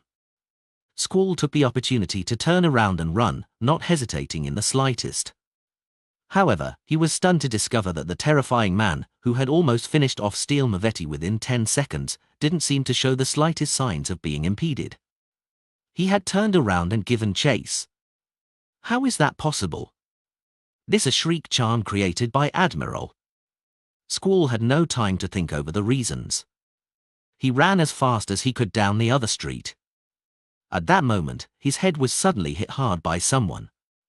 A tearing pain made his whole body spasm. The lightning in Klein's eyes faded as he raised his right hand and snapped his fingers once more. Bang! An air bullet crossed the distance of about 10 meters and accurately drilled into the back of Squall's head. Squall didn't have the non-human endurance that Steel had. His vision immediately blackened, and he slowly fell to the ground. Klein caught up with him in a few steps, reached out his left hand, and let the jubilant Creeping Hunger enjoy the meal. I have heard the voice of the true creator before, and I've experienced Mr. Dawes' call for help. I have great resistance in this aspect, and I can even quickly recover from the shrieking of a wraith, let alone a mere charm. Klein muttered silently to himself as he watched Squall's body be reduced to flesh and blood and plunge into the open mouth of Creeping Hunger. After a few seconds, Creeping Hunger came to a satisfied halt, and Klein quickly returned to Steel Mavetti's side. This zombie had been miserably purged. Although his head remained intact, he was already dead. Klein took a few steps forward, picked up the peacock blue flying carpet that had fallen to the ground, wrapped it around Steel's body, and lifted it. Glancing back at 15 Amiris Avenue, he listened to the commotion of rampaging zombies and puppets, and he sensed that the mandated punishers were approaching. Klein pulled his hood over his head, bowed slightly in that direction as a salute. Pa! Klein rubbed his fingers, and all of the paper fragments around him were set ablaze, producing crimson-red columns of fire. Under the light of the fire, his body turned illusory, and he vanished from where he stood, with the items turning into a shadow. As for the beyonder characteristics of Squall and Hendry, which were slowly coming into existence, he didn't take a look, nor did he pay any attention to them. Greed would cause him to fall into unnecessary danger. Besides, the harvest he had reaped now was already sufficient. After leaving some of the mandated punishers to deal with the rampaging zombies and puppets, the pirates who had been damaged by his companions, and the beyonder adventurers who were caught, Cordoba Roy led the rest of the team and rushed over. However, all they saw were scattered corpses, scalpels, and withered trees on the streets. They could distinguish the receding aura of the sun, as well as the evil sensation that came from the depths of flesh and blood.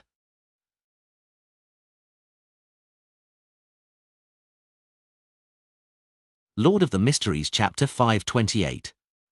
Translator, Atlas Studios. Editor, Atlas Studios. It was early in the morning, and the sky had just brightened up slightly. Most of the alleys were dark and quiet. With the aid of Danitz's cloak, Klein blended into the shadows and quickly moved about. He felt as if his surroundings were greyish-black and transparent, with reality being blurred. All sounds seemed to come from the depths of the starry sky, empty and distant. After staying as far away from Amiris Avenue as possible, he acquired his bearings and grew out from the shadows.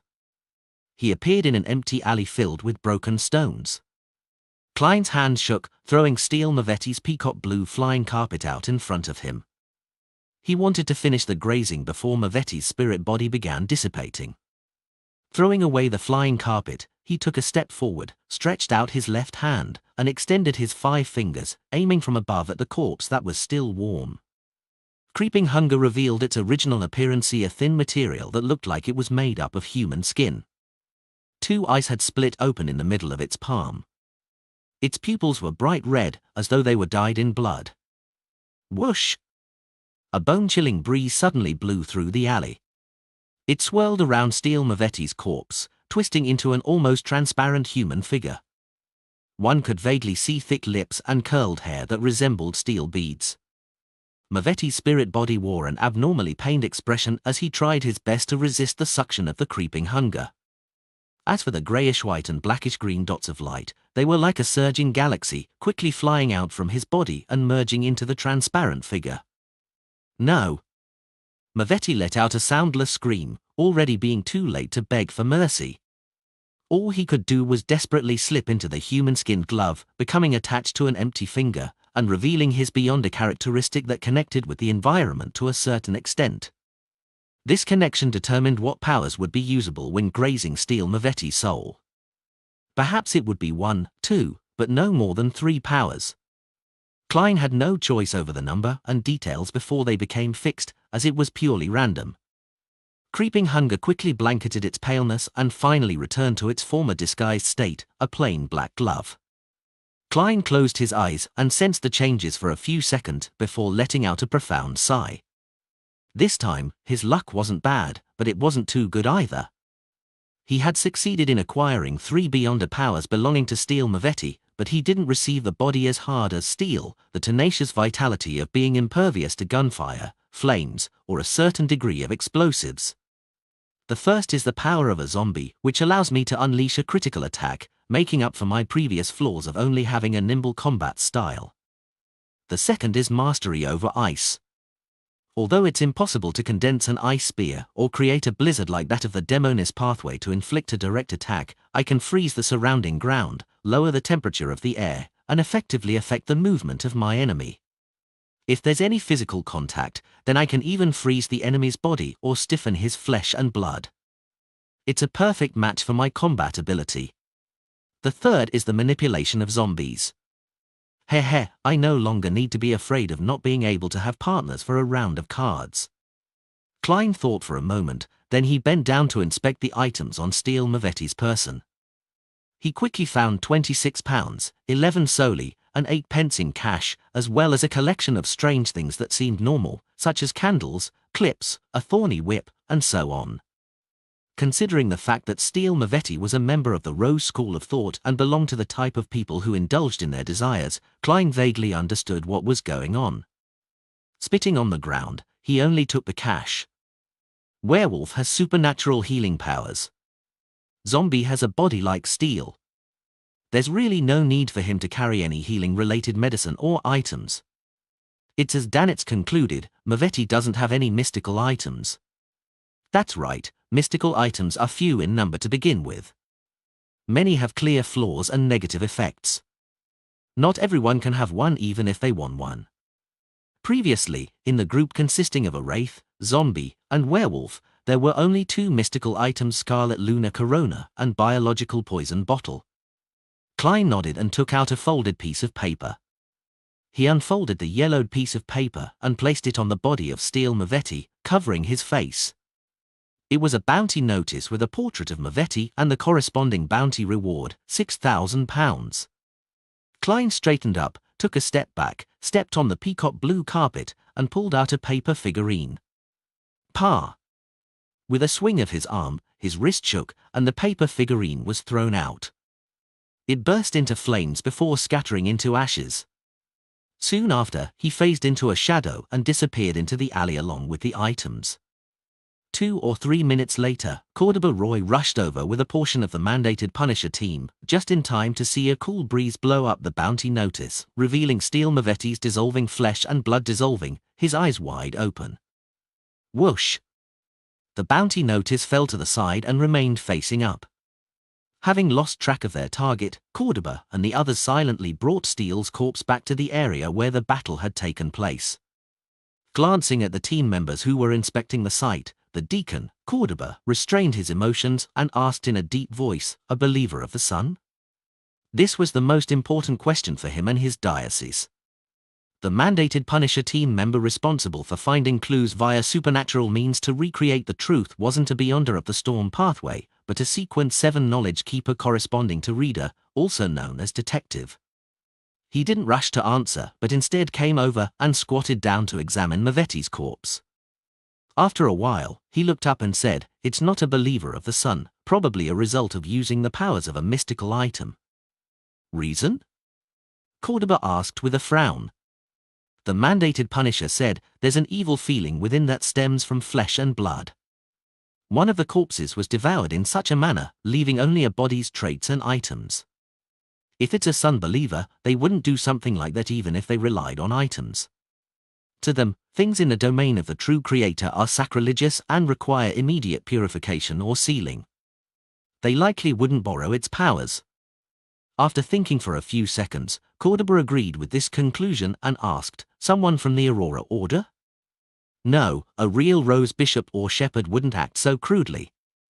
They'll definitely wrap the corpse within their body and deal with the scene after departing.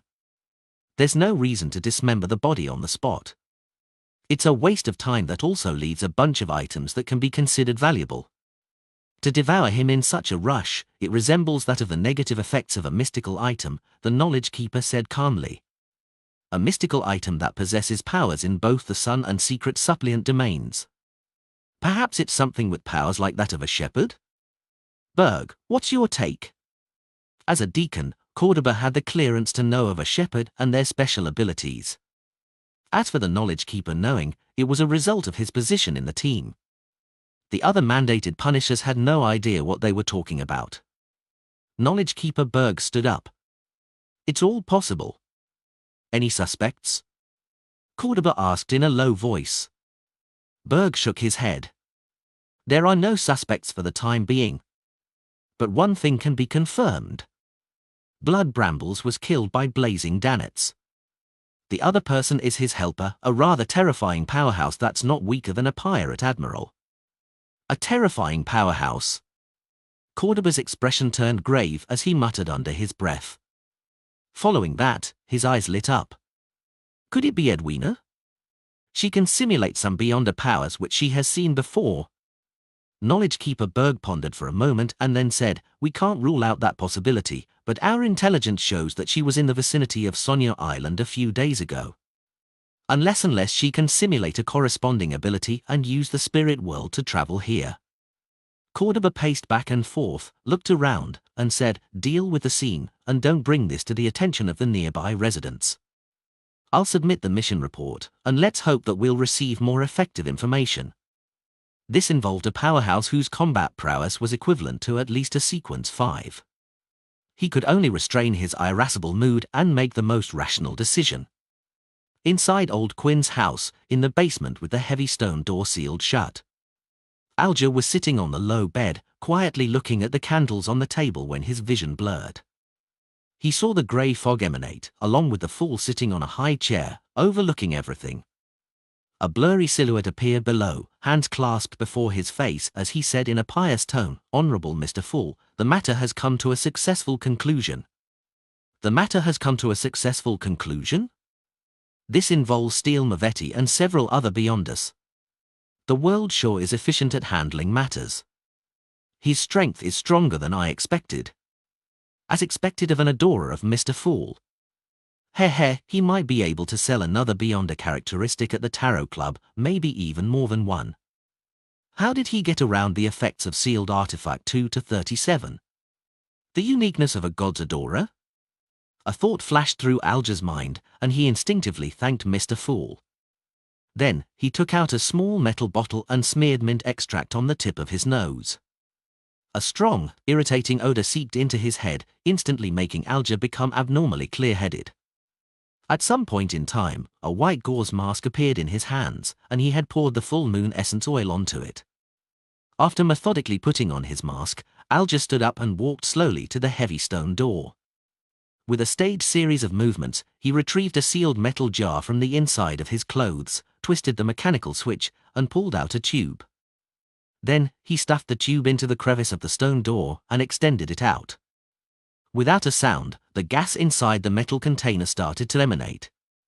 This was the sanguine anesthetic gas provided by the moon, Emlyn. It can knock out strong commoners, sequence 9 Beyonders with strong bodies, and even higher sequences who were lacking in their constitution. Even if old Quinn can resist the gas, he would still be significantly affected. As for his helpers and friends, Alger leaned against the stone door and waited patiently. When nearly a third of the gas was dispersed from the jar, he pulled the tube back and closed the switch. He turned around and listened attentively before receiving a satisfactory answer. All new stories at n0v/b/n.com. Alger revealed a faint smile. He rapidly converged his aura and compressed it inside him. Suddenly, the muscles on his body bulged, and he threw a punch forward. Raging blow. Bang! The iron lock of the heavy stone door directly shattered, and the door itself opened up. Alger withdrew his fist and walked out, leaving only the sleeping figures outside. Author's note: creeping hunger has two modes, grazing and devouring. The former targets the soul and beyond a characteristic, while the latter targets the flesh and blood. Lord of the Mysteries Chapter 529. Translator, Atlas Studios. Editor, Atlas Studios. 48, Acid Lemon Street, outside the Wind of Azurin. Dressed in a thick jacket and pantaloons, Blazing Danitz returned by taking a detour. He clung to the corner of a wall, remaining motionless for a long time. He was hesitating on whether to take the opportunity to run away and not face the terrifying madman, German Sparrow, again. Unlike the battle at Banzi Harbor, he was hiding on a rooftop far away this time. It allowed him to take in the entire battle zone. Therefore, while supporting German Sparrow and battling Blood Brambles Hendry, he finally saw the combat process of the crazy adventurer, finally grasping his beyonder powers and traits. Paper figurine substitutes, phasing out from flames, psychic blasts, a holy beam from the sun domain, shooting out air bullets with his finger, the ability to disguise himself into another person, as well as a glove that changes its appearance several times, and devoured Squall. His powers far exceed my imagination, and there are a few that can't be compatible with each other. This isn't something that can be explained simply with the addition of one or two miraculous items to a sequence. Also, the sense of hunger that came from the depths of his soul explains something. That glove from the Vice Admiral Hurricane, creeping hunger. Captain had specifically reminded us that the glove can use the souls of many beyonders for grazing and thus use their powers. Danitz went through the thoughts he previously had and came to a final judgment. German Sparrow is the current owner of creeping hunger. He didn't feel any sense of belittlement simply because German had relied on a powerful mystical item to display such terrifying strength. Instead, he felt even more reverence for him. The reason for this was just one: a large part of using a mystical item to its fullest had to do with one's abilities. Without sufficient strength and extraordinary combat experience, even with creeping hunger, German Sparrow wouldn't have been able to finish off Steel Mavetti and calm Squall within 10 seconds. 2. His captain, Vice Admiral Edwina Edwards, learned from secret sources that Vice Admiral Hurricane didn't die at the hands of the Church of Storms, but instead, he was quickly killed by a particular powerhouse while fleeing. Danitz had no lack of understanding regarding the power of Vice Admiral Hurricane, Chilangos, back when he was at his peak. He knew that the standing of a powerhouse, which could easily finish him off, was equal to that of the top pirate powers. Furthermore, it would be two of the most powerful and terrifying ones, the King of the Five Seas and Queen Mystic. Although there's the factor of surprise, it would just lower the evaluation by a little. The person wouldn't be much weaker than the King of Immortality, and they'll be stronger than Admiral Hell and Admiral of Blood.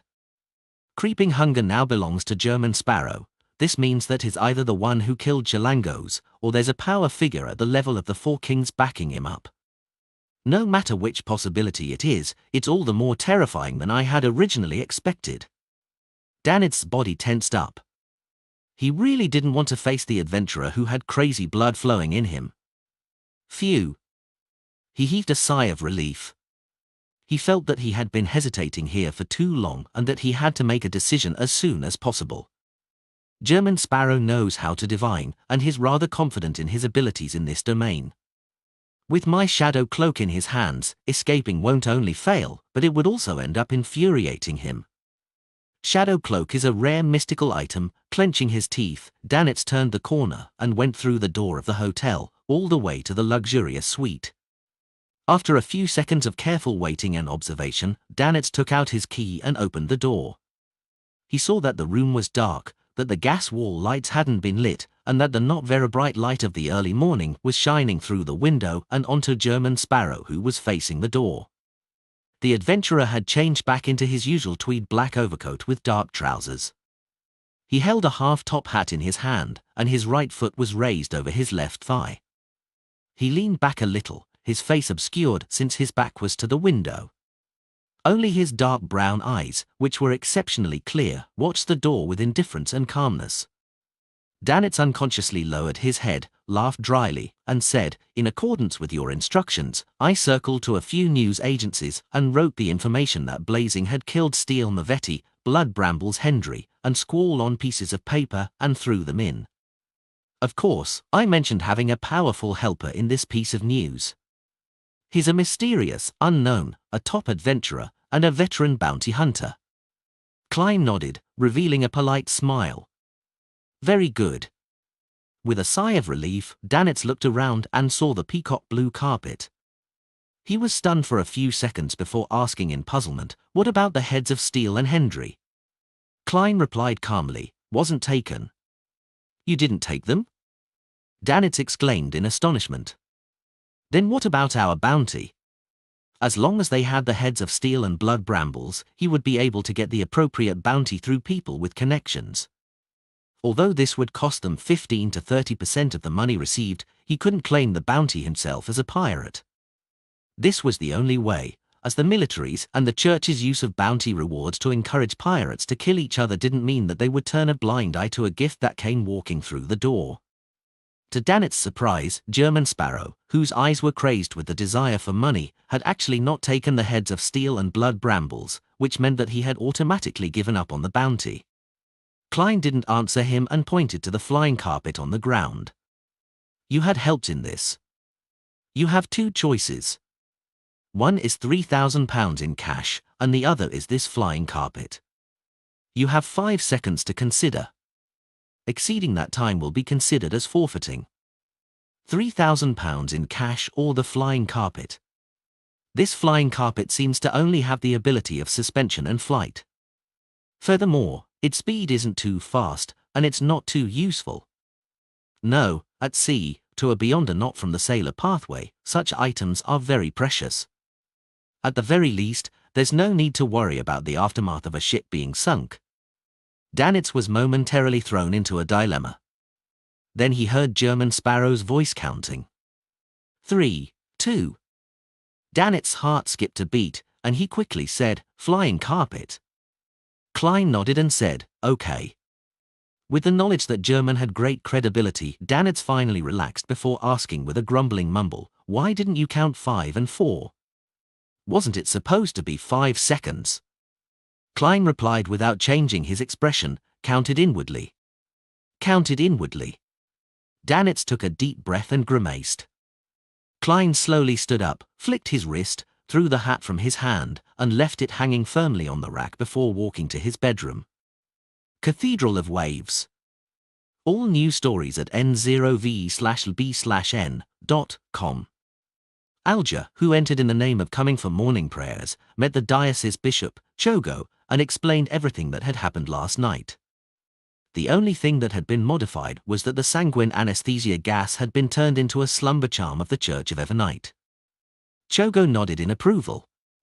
To be able to go deep into the enemy's lair and bear the risk of death for the sake of your faith, such an act is worthy of praise. You are a true storm attendant. Last night, we captured 5 beyond us and killed 2 of them on the spot. As a result of this, Mavetti, Hendry, and Squall have also died. The heads of these 3 pirates will no longer appear, or they will be in our hands, so the government's bounty will be ours. The total receivable reward will exceed more than £10,000 in total, and you will receive the bulk of it, which is £6,000. Do not refuse. The Lord has told us that those who fight for their faith must not be reserved. Holy Lord of Storms. An excited Alger pounded his left chest with his fist. Although he and the world didn't agree on how to split the spoils of war, he believed that the 2 of them had come to a tacit understanding. For example, they were not to interfere with each other when hunting pirates. As the bounty needed to be laundered through the church, the two of them would split it equally. As for the bounty offered by countries and organizations such as Intis and FASAC, Alger didn't hold any expectations for them. This was because every time one exchanged for the bounty reward, one needed to hand over the corpse or head of the target. Therefore, only one entity could be chosen. Only those with a deep background and good relations with the various organizations and countries could receive all of them. £3,000 will belong to the world. If I were to lose £3,000 at once, it will raise suspicion. Yes, I'll have to find an opportunity to buy a mystical item. Such things are rare, so they're often overpriced, even more so when in times of great need. No one will doubt that I spent £5,000 on a purchase that's worth £3,000. If I sell the items obtained from old Quinn, the ones he had received, the accounts would be squared. Alger quickly came up with a follow-up solution. Knowing that he had £3,000 waiting for him, Klein sat happily in the high-back chair of the fool and considered a serious question. That is, after grazing Steel Mavetti, he had to release a soul from creeping hunger as he promised. Their Beyonder powers are quite useful. It's quite a pity to release them before finding a replacement. Yes. Besides, I've already released that Faceless. There doesn't seem to be a need to do it this time. Feelings of hesitation and reluctance to part had stirred in Klein's heart as he was thrown into a dilemma. He was unable to make a decision.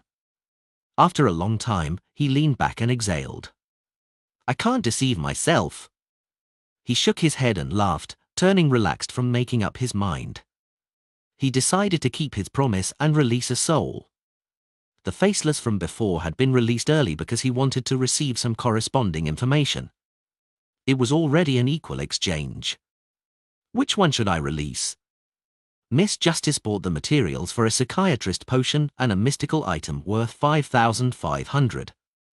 Even if she's rich, her financial situation should be tight, so it wouldn't be appropriate to sell the psychiatrist characteristic at this time. Yes, she still owes Mayadora £2,000 and will repay the money in February or March. Klein rejected the idea and decided to release the Nightmare. As a former Nighthawk, he always had an inclination and felt gratitude based on his impression and feelings towards Beyonders in this domain. Therefore, it wasn't difficult to make a choice in these situations without having any other factors to consider.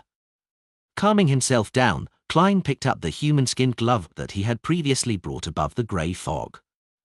He closed his eyes and began to sense the distorted souls. Without any hesitation, he released the Nightmare. Lord of the Mysteries Chapter 530. Translator, Atlas Studios. Editor, Atlas Studios. The Nightmare appeared by the side of the long bronze table. He was a man in his 30s with black hair and blue eyes, a long, thin face, and obvious nasolabial folds. He had a beard that wasn't too thick by his mouth and chin. As the pain and the distortion eased, he pressed his hand to his chest and gave a solemn bow. Compared to the Faceless from before, the Nightmare was obviously not as muddle-headed and weak after being released. It was unknown if the Evernight pathway's enhancement to one soul was stronger than that of the Seer pathway, or if it was because the grazing process had only happened recently. Klein sighed silently and began asking via spirit channeling, "Why did you die at the hands of Chilangos?" The corner of the Nightmare's mouth slightly curled up, revealing a bitter smile. "I'm a red glove from the Nighthawks. I was tracking down a bunch of ancient chronicles that originated from a Balaam imperial tomb. We suspected that they were related to the reason for Death's passing. I found out that a part of it might have fallen into the hands of a particular tycoon, so I led 2 companions of mine and boarded the ship he was on. Unfortunately, we were attacked by Chilangos' fleet just as we were about to launch an investigation." "What happened to your companions?" Klein subconsciously asked. The Nightmare said in a slightly pained tone, "We originally had the opportunity to leave and even kill Chilangos through our skillful teamwork, but our ship sank, and we had to board a lifeboat instead. Everyone died, not Hayward killed in the line of duty. May the goddess bless you." Klein drew a crimson moon inwardly. This made him more aware of the great difference between fighting at sea and fighting on land. Environmental factors were of critical importance. Beyonders not from the sailor pathway would be at a great disadvantage. If it wasn't because of the fact that the flying carpet had been huge, cumbersome, and slow, making him an easy target, Klein would have opted to keep it and give Dan its cash. Fortunately, I have the bladder of a murloc. I can find an artisan to create a mystical item that allows me to swim underwater. Unfortunately, it's very difficult to find an artisan. Most of them are from the Church of the God of Steam and Machinery, and there aren't many unaffiliated ones, otherwise, mystical items wouldn't be this rare. If push comes to shove, I'll get Mr. Hangman to help. Klein looked at the nightmare who had been killed in the line of duty and said softly as he leaned back, "What's your name? What unfulfilled wishes do you have?" The figure of the nightmare was already slowly dissipating. When he heard Klein's question, he said with a smile, "My name is Davy Raymond. I lost my parents, wife, and siblings in a black magic incident, leaving me with only one daughter, Nilu. She was born in 1330 and is a very lovely girl. And I'm sorry to say that in order to investigate the truth over the black magic incident, I joined the Nighthawks and later became a Red Glove. I didn't manage to spend time with her, making her lose her father alongside her mother. I believe that the church will definitely give her my pension and secretly provide her a certain amount of help. I'm not worried about her life, but I only hope to see her enter the hall of marriage under the witness of the goddess, to have her own family and not be lonely anymore. It's already the year 1350. She may already have a marriage partner," Klein sighed wistfully and said. "Time flies." Davy Raymond muttered in response. "Tell her that all the culprits have been punished and that I died because of an accident. There's no need to hate anyone anymore. Tell her that Daddy loves her, and Daddy is very sorry." His figure became more and more transparent, and he was about to disappear. Klein closed his eyes and asked, "Where does she live? What's the name of the tycoon who collected Death's chronicles?" "We live in Dessie County's Conan City. It's a beautiful seaside city with rich rubber plantations growing nearby. If she hasn't moved, then she'll be living at 67 Redinter Street. The tycoon's name is Jimmy Necker. He should have fallen into the hands of Chilangos as well." Before Davy Raymond finished speaking, his figure had already completely disappeared, leaving only a deep black gem-like object on the surface of his glove. Klein quietly watched this scene, and after a few seconds, he raised his right hand and tapped 4 times clockwise on his chest. He then said in a deep voice, "If there's a chance, I will visit your daughter and see how she's doing." In the palace, which looked like a giant's residence, the fog was endless, without any undulations, and was eternally unchanging. Klein put away Davy Raymond's beyond a characteristic, rubbed his forehead, and turned his attention back to Death's chronicles. The Death pathway and the Evernight pathway can be switched at high sequences. There's nothing odd about the church sending personnel to investigate the corresponding chronicles. I wonder if Jimmy Necker is dead or not. I'll need to find out. If he has already perished in a tragic case, and the thing has fallen in Chilangos' hands, that will require me to investigate from the pirate side. Chilangos' crew now belongs to Vice Admiral Ailment, Tracy. As it involves death, it might be able to help Mr. Azik. Klein decided to check it out in passing himself, and if he encountered any difficulties, he could write directly to the powerhouse. After clearing his mind, he quickly returned to the real world and used the ritual to summon Creeping Hunger back. After everything was done and seeing that it was already getting late, he gave up on the idea of trying to catch up on his sleep. He decided to summarize the experiences and lessons from last night's operation. The biggest lesson for Klein was that he had overestimated the patience of the mandated punishers. He had originally hoped that, even if there had been an accident in the beginning, the mandated punishers would have been able to restrain him and wait for the real target, the real protagonist, Steel Mavetti, to appear. When that happened, they would have definitely used the sealed artifact, which can pull many people into a dream, restraining all the unaffiliated Beyonders who had involved themselves in the Blitz. As for me, due to my uniqueness, I would be able to detect that I'm asleep and be able to forcibly escape. Then, I could have dealt with Steel Mavetti and his helpers in a composed manner, completing an achievement of an instant kill, and also bring 2 corpses along with me. Yet, just as the incident happened, that bunch of irascible brothers stormed in. They didn't even leave any backup teams to watch out for any contingencies. At the very most, they would let the wielder of the sealed artifact stay beyond the periphery, with 1 or 2 guards. The more Klein thought, the more he was at a loss on whether to laugh or cry. If it wasn't the Castile-mandated Punishers group of pirates who were more cautious and had at least 2 Beyonders assigned, as well as all their puppets and zombies to stop the mandated Punishers that might have pursued them, Klein would likely have found himself in a situation of going 2 against 5. If that had happened, he would have chosen to give up and directly engage in a strategic shift. Discover new chapters at novelbin.com. What made Klein most satisfied was that he had done a pretty good job of making specific preparations. This was the professional habit of a magician. Because he had long known from Miss Sharon and Marek about the traits of the first 5 sequences of the mutant pathway, Klein was well aware that Steele Mavetti, who had gone through the lunatic phase, could use irrational factors to resist any Beyonder disruption and influence on his mind. He had very strong resistance in this aspect, therefore, he gave up the thought of using Psychiatrist's Dragon Might and Frenzy, as well as Nightmare, which was clearly weaker than the mandated Punisher's sealed artifact, and he instead focused on the Interrogator's Psychic Piercing and the Priest of Light's Purification powers. Psychic Piercing wasn't a Beyonder power that disrupted one's thoughts and affected one's soul, but a means to directly attack the spirit body. In essence, the other effect acted on one's body of heart and mind, and targeted the soul body. There was a clear difference between the two. If any part of that combo failed to chain in any way, Steele Mavetti would have been able to recover, making it impossible for me to kill him quickly. And in that environment, that would spell failure. Yes. I've also used the pathway's trait of losing themselves to their desires, making it easy to grasp their emotions. I believed that once they suffered a psychic attack, there would be a high chance of them counterattacking in madness, without any consideration of anything else.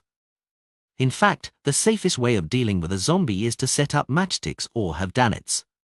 I'll use Flaming Jump and Light of Holiness, kiting Mavetti. It'll make him want to battle but be completely unable to reach his opponent. He wouldn't escape even if he wanted to. Just send a fireball, and I'll catch up to him. Unfortunately, it's a waste of time, and the situation didn't allow for it. Klein sighed, took out his pocket watch, snapped it open, and checked the time. Seeing that it was almost 9 o'clock in the morning, he turned the handle of the door and walked out of the bedroom. At this moment, Danitz was lying in a reclining chair, producing snores that sounded like a steam engine was operating in the room. He was quite alert, opening his eyes and sitting up as soon as Klein came out. "Are you going out?" Danitz asked when he saw German Sparrow take off his hat from the coat rack. "Yes." Klein maintained his persona and didn't explain that he was attempting to act by helping someone confess. "What about me? Steele Mavetti and his men are almost all dead, so I don't have to worry about that anymore. Even if the newspaper doesn't publish the news, I can spread it myself. There were idle pirates and adventurers who will use it as a material for bragging, spreading the matter to the sea, and would end up informing Captain. That bunch of dogs here can't do a thing aside from drink and brag, but even so, they still have their uses." Danitz thought for a moment, then he asked while secretly feeling a sense of fear, "Mr. Sparrow, can I leave now?" Klein revealed a faint smile. "You have always been free." "That's right. I wasn't caught by him this time, I was just looking for help. I have always been free." Danitz was stunned for a moment, then he was delighted. But right at that moment, he heard German Sparrow's voice lightly fleeting towards him. "But that ends now." "Ah? What?" Danitz looked confused. It took him no less than 3 seconds to understand what German Sparrow meant. He had been captured again. "Why?" Danitz asked angrily and aggrieved. Klein put on his hat and said in a low voice, "I want to meet your captain." Danitz widened his eyes, stood up abruptly, and shouted out, "What do you want?" "This fellow is a little too agitated." Klein replied calmly, "I have some things to ask her."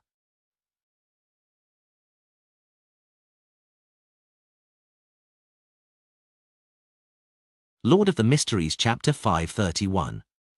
Translator, Atlas Studios. Editor, Atlas Studios. He has some things to ask, Captain? Danitz frowned as he watched German Sparrow leave the room, unsure what his real motive was.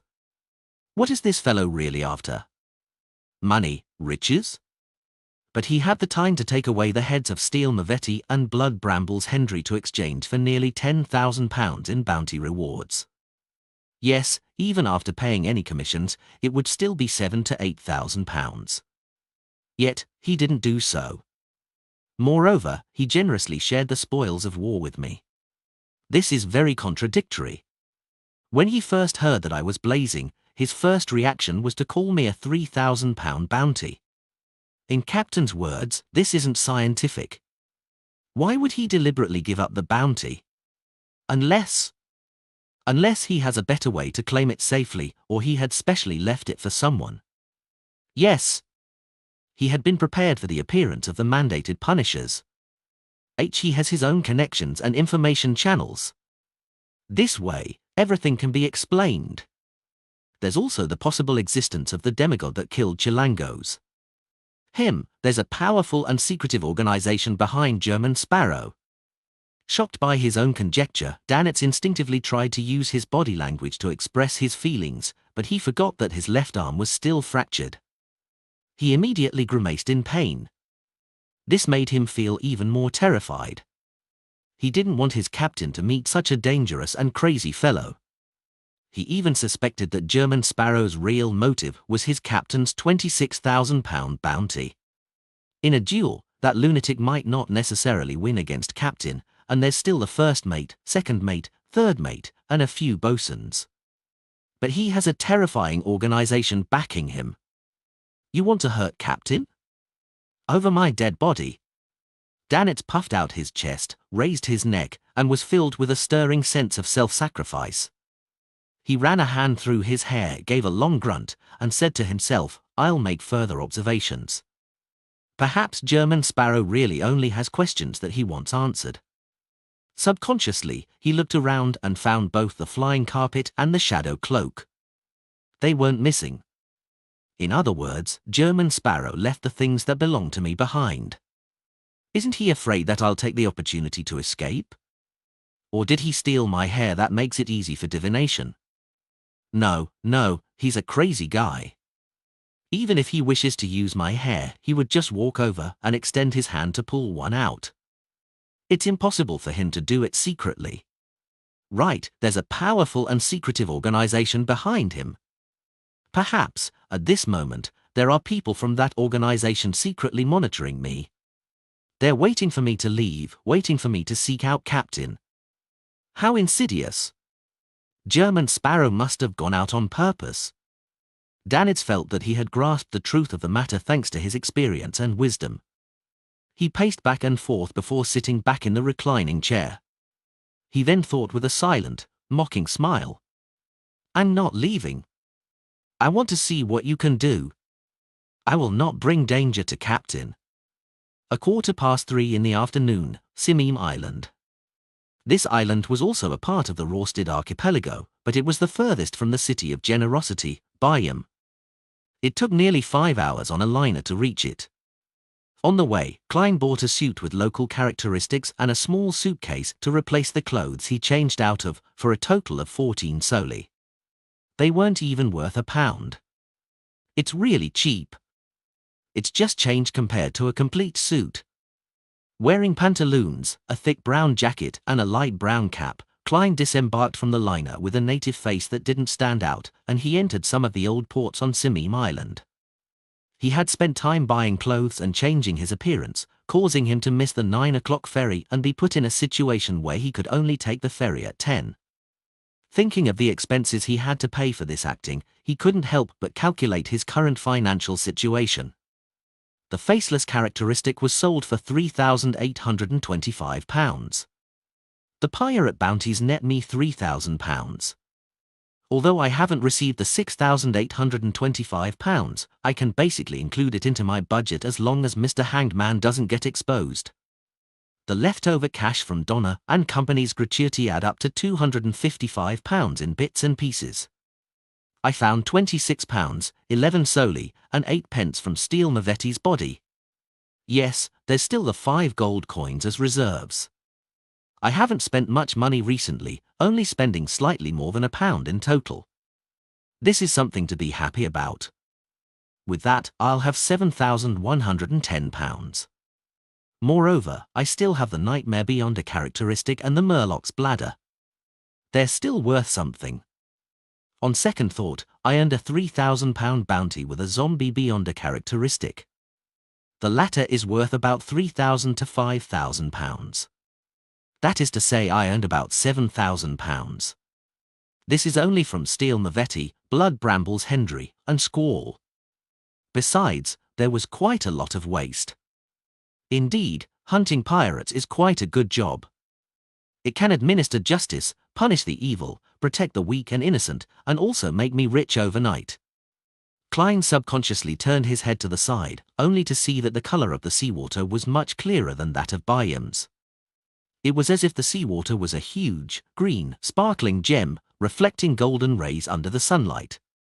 Sure enough, it's not without reason that generations after generations of adventurers have gone out to sea to search for wealth. Even if I deduct the remnant spirituality of ancient wraiths, eyes from a 6-winged gargoyle, spring water from Sonia Island's golden spring, and other supplementary ingredients of a Nimblewright master, the money I have left will be enough to allow me to buy a decent manor here, in Desi Bay, in the southern continent's colonies, and in the non-metropolitan areas. Lund's countryside is said to be very beautiful, and if it turns out that I'm really unable to return, I can consider settling down in a similar place. Yes, I still have a 10% stake in the Backlund Bike Company, and my future returns won't be low. With confidence, Klein straightened his back and thought about the future. After letting his thoughts wander, Klein began to think about the more realistic question, which was whether he should sell the Nightmare Beyond a characteristic, find an opportunity to return it to the Church of Evernight, or create a mystical item with it through an artisan. It depends on the situation. The ideal solution would be to sell it to the church. The martyr, Klein, who had taken 2 potions from the Nighthawks, thought with uncertainty. At the same time, he hoped that Little Sun would soon reach Sequence 7 and be qualified to gain clearance to the methods used to remove the mental corruption from a Beyonder characteristic. As for the matter of releasing the Priest of Light from the glove, he wasn't in a hurry. Little Sun had just received the potion formula for Sequence 7, so he had no need for it at the moment. He would have to wait for a long time, and the powers of a Priest of Light was very effective in dealing with a pirate like Admiral of Blood in a way that was far more potent than the Sun Brooch. As his thoughts slowly settled down, Klein entered the small port town. The place was basically filled with natives. Their skin was nearly bronze, and their black hair had slight, natural curls. Their bodies emitted a scent that was derived from prolonged contact with spices. After changing his appearance and asking about Rain's situation and if there was any news of Went's death, Klein found a secluded corner. He wiped his face with his hand, turning his face into a tall, thin Went with rather distinct facial features. He carried his suitcase and circled around the town to its border. It was then that he saw the winery run by Rain's family. The girl with flaxen-colored hair could no longer be called a young girl. She had obviously matured a lot compared to what Went remembered. She was sweeping the entrance, and there was no one around. FINDD new updates on NOV/E/Elbin.com. Phew. Klein took a deep breath and slowly let it out, feeling as though he was placed in a very difficult position. As a powerful keyboard warrior, he knew about theories like method acting and experimental acting, but he lacked further understanding. He could only try to guess at Went's mood and performance in this kind of scenario. Finally, he closed his eyes and walked over. Rain looked up when she heard footsteps, finally identifying the visitor. She opened her mouth slightly and let out a half-surprised exclamation before saying with a straight face, "Why are you suddenly back? Remember, you're just acting." Klein revealed a smile. "I came to bid you farewell." He spoke in a local dialect with a somewhat nondescript Byam accent. The language of the Rorsted archipelago was also derived from ancient Fasak and belonged to another variant. As a half-historian, Klein was able to master it easily, and it only took him a short time to master it. Farewell? Rain asked, slightly surprised. Klein turned his head, looked to the side, and smiled. I'm going to chase after a treasure trove, and I don't know when I'll be able to come back. When the time comes, I'll appear with a great deal of money. I'll buy a manor in the suburbs, plant some rubber trees, set up a vineyard, have my own mill, wine cellar, blacksmith shop, and let the air be filled with the scent of all kinds of spices. Then, I'll buy a few slaves and hire some servants, just like those masters. But I'll still be short of one thing. He overcame his goosebumps that were about to form on his skin, and he turned to look Rain in the eye. I still lack a wife and a mistress for the manor. Rain, I like you. I wish to marry you. The reason I said it out loud today isn't to get an answer, but because I'm afraid that I would never have the chance to tell you again. After listening quietly, Rain suddenly scolded angrily, went, You're a coward. Ah. This reaction isn't right. Klein deliberately revealed a surprised expression. Rain suppressed her voice and said, 3 years ago, 3 freaking years ago, I was already prepared to head to Bayam with you. Yet, you didn't say anything in the end. You coward. You chicken. What's the use of telling me now? You're going to see soon, and you may never come back. The more she spoke, the more agitated she became. You've said it out loud and become happy. You have no regrets, but what about me? I'll have to constantly think about you returning and live on in pain. You selfish bastard. She waved the broom in her hand and swung it towards Went. Klein knew that the real Went would have hit the broom away, hug the girl, and tell her that he wasn't going out to sea again, but he couldn't do the same.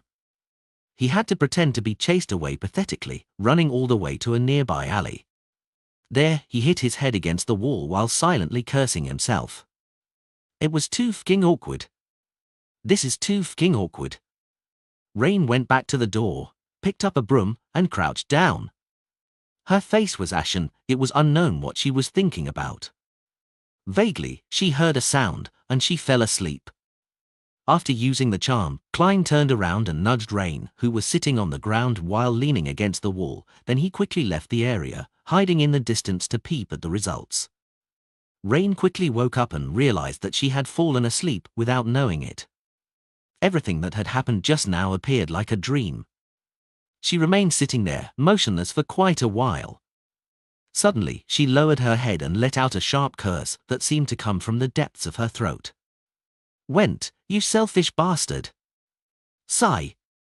Klein, who felt a tiny sensation of digesting his potion, sighed, changed his appearance, and left the place. He would have to spend the night on Simim Island, as there were no liners headed for Bayam until the morning.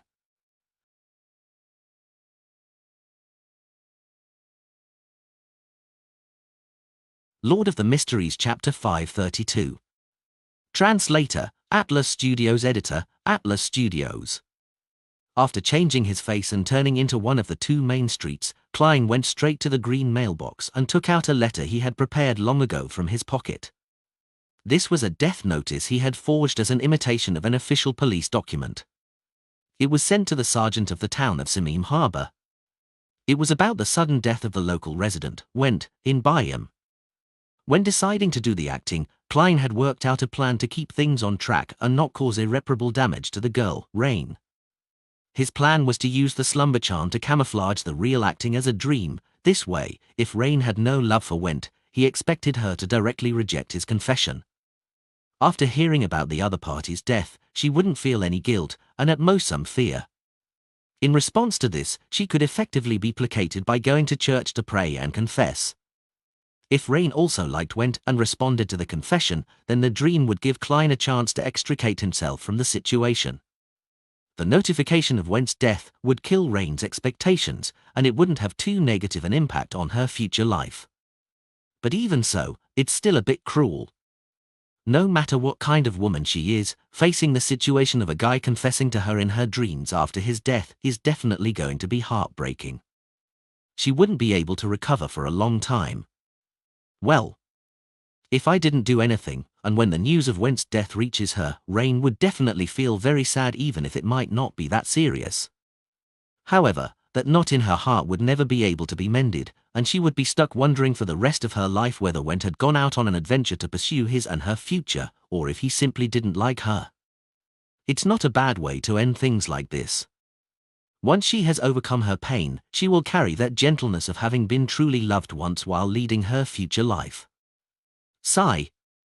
Regardless, to forcibly interfere in the lives of others for acting, having an impact on an innocent person's life to a certain degree, even though I'm using the excuse of fulfilling a wish, it's not a truly kind thing to do. Just like Grizel said, the further one proceeds in the beyond a pathway, the more twisted and evil it feels. The acting method might not be a catalyst. All I can do is try my best to minimize such effects. After sending the letter, Klein exhaled, and with a native face that didn't stand out, he walked to the only inn in town. Along the way, he summed up his previous experience, which was that disguising yourself as someone else and obtaining feedback was likely a main clause of the faceless principles, second only to you can disguise yourself into anyone, but you are ultimately yourself. If it were any other faceless, they would have blocked out information about Went's death for the sake of this role. They would have agreed to Rain's confession and spend 1 to 2 years in a relationship with her, marry her, and have children with her, and then, to not be bound by the various relationships in this identity, remember who they were and leave coldly. If there was no exposure during this process, the potion would mostly be digested. But I really can't do it. It's just completely against my conscience. I can only try to push the envelope. Klein sighed, inexplicably afraid. He shook his head and thought in a silent, self-deprecating manner, beyond us not only have to constantly fight against threats and madness, but also fight against all kinds of evil thoughts, as well as the corruption that pulls one down and can cause one to fall if they aren't careful. Even so, at the end of the day, one might still be corrupted by the abyss, becoming a monster that one swears to get rid of. Sigh. Suppressing his thoughts, Klein stepped into the inn and said to the boss behind the counter, "An ordinary room." The thin boss looked up and gave a glance, saying, "A valid ID certificate." "How can a face I just came up with have one?" Klein smiled in embarrassment. "I forgot to bring it." "Then you cannot stay here. This is the rule of our town." The boss once again lowered his head and calculated his income and expenditure for the day. Klein took out a soli note and pushed it over as if nothing had happened. The boss's eyes suddenly widened. No, put it away. I don't want to be locked up by the sergeant." Top novel updates on n/o/v/elb/in.com. Get out, you dirty bastard with no proof of identity. Klein was thrown out of the inn in shock, unable to believe that the omnipotent entity known as money had just lost its power. After a few seconds of silence, he turned into an empty alleyway, turning back into German Sparrow with stark facial features. Klein returned to the inn, tapped on the counter, and said Loney's in a Backlund accent, "A room." The boss looked up and immediately put down the things in his hand. He then stood up and nodded with a smile. Okay. Do you need a room with a view of the sea, or something quieter?" He switched to a clumsy Loney's that had a thick accent that resembled that of the land of spices, with no further mention of identification. This really is a pragmatic world. Klein silently lampooned and politely responded, "Quiet." Yes, immediately, the boss responded hurriedly. Then he called an attendant, took the keys, and led Klein personally to the second floor. "Sir, how many days will you be staying?" "It's one solely 5 pence a night." Just tonight, Klein couldn't stand the enthusiasm, so he answered succinctly. At the Wind of Azure Inn, his luxurious suite with Danitz was 5 solely a night.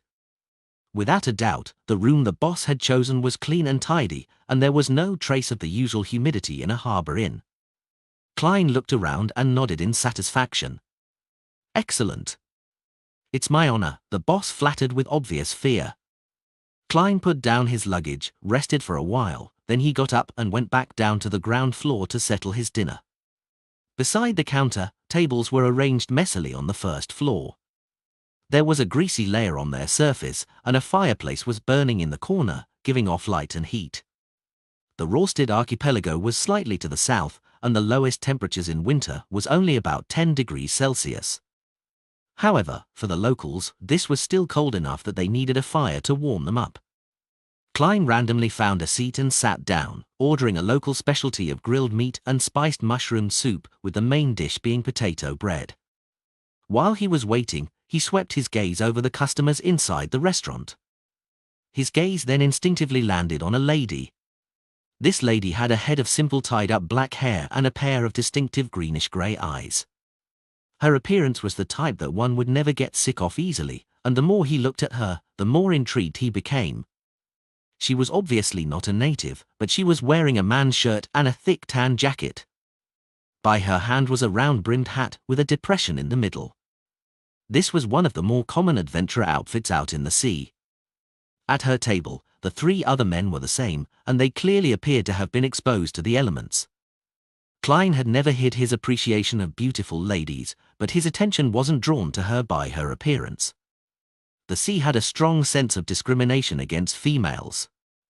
Women who could achieve a certain status among adventurers and pirates were either very scheming, very powerful, or both.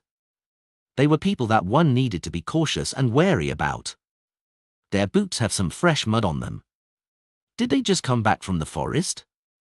Heh, they really are adventurers. Klein made a preliminary judgment based on some clues. If these 4 adventurers came by ferry from Bayam, even if they had previously stepped on sewage or mud, the traces would have already dried up. Furthermore, as the town hadn't rained in the past 2 days, overall, the roads were quite clean with only some dust. Eliminating the 2 possibilities, it could only be explained that they had returned from a trip to the woods on the outskirts of the town. Klein had heard that many adventurers went deep into the primitive forests of the colonial islands in search of abandoned, forgotten pagan temples or altars, which often contained gold and jewels of ancient worship, but were later buried for various reasons in a place that no one knew of. In the bars of the islands, there was no shortage of legends that someone had managed to make a fortune overnight on an adventure into the woods. There might be evil spirits lingering in those places. It would be better to hunt pirates, or for one to at least acquire the relevant information in advance. Klein retracted his eyes and concentrated on waiting for the food. The 7 churches classified the various gods believed by the colony's primitive faiths as evil spirits, but Klein believed that some of them were natural spirits. After a while, the specialty grilled meat was served. It had been sliced into many smaller pieces and strung onto a wooden stick. The surface was smeared with a reddish-brown sauce. The fragrance was rich and the color was alluring. It looks a little like the kebabs from my previous life. In Lun, they're usually roasted as huge chunks of meat. Only after the meat is roasted would the chef slice up the meat. The method used here makes the flavors infuse the meat better. Klein picked up the wooden stick and bit down on a piece of meat. He felt the meat juice slightly overflow, and there was a hint of sweetness in the salty fragrance. It's my type. He nodded in satisfaction. Klein enjoyed the meal and even tasted the local gurney sap, a special beverage, like lemonade with sugar and milk. He went back to his room. Because he had been hunting the night before, he hadn't slept at all. He washed up early, put out the fireplace, and got into bed. Sleeping too early meant one problem: he would wake up in the middle of the night to pee. Klein's dream was interrupted. He opened his eyes and slowly accumulated the courage to lift his quilt. In the middle of the night, Simine was about 8 to 9 degrees Celsius, and it was enough to make it feel sufficiently cold. After lying still for a while, Klein stretched out his arm and silently withdrew it. He contemplated for a few seconds before reaching out his hand again and picking up the sun brooch from his bedside table. Although it only provided the feeling of a hot summer on a spiritual level, and it didn't produce any actual heat, it could at least deceive himself into thinking that it wasn't cold. Klein got out of bed and headed for the washroom. He narrowed his eyes to ease the pressure on his lower abdomen. When he was done, he pulled up his pants and was about to wash his hands when his spiritual perception was triggered. Klein frowned slightly and looked up at the vent in the bathroom. Suddenly, something black and slippery dropped and hung there. It was a venomous snake extending its forked tongue. Klein was startled. He opened his mouth and shouted, "Bang!" The snake was miserably hit, and it split in half. What happened? Klein stared at it for a few seconds.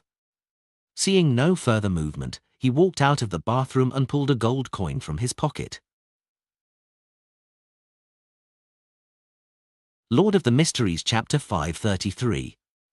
Translator, Atlas Studios. Editor, Atlas Studios. There is danger in the inn. Klein softly chanted the divination statement, entered cogitation, and then flipped a gold coin. Clang!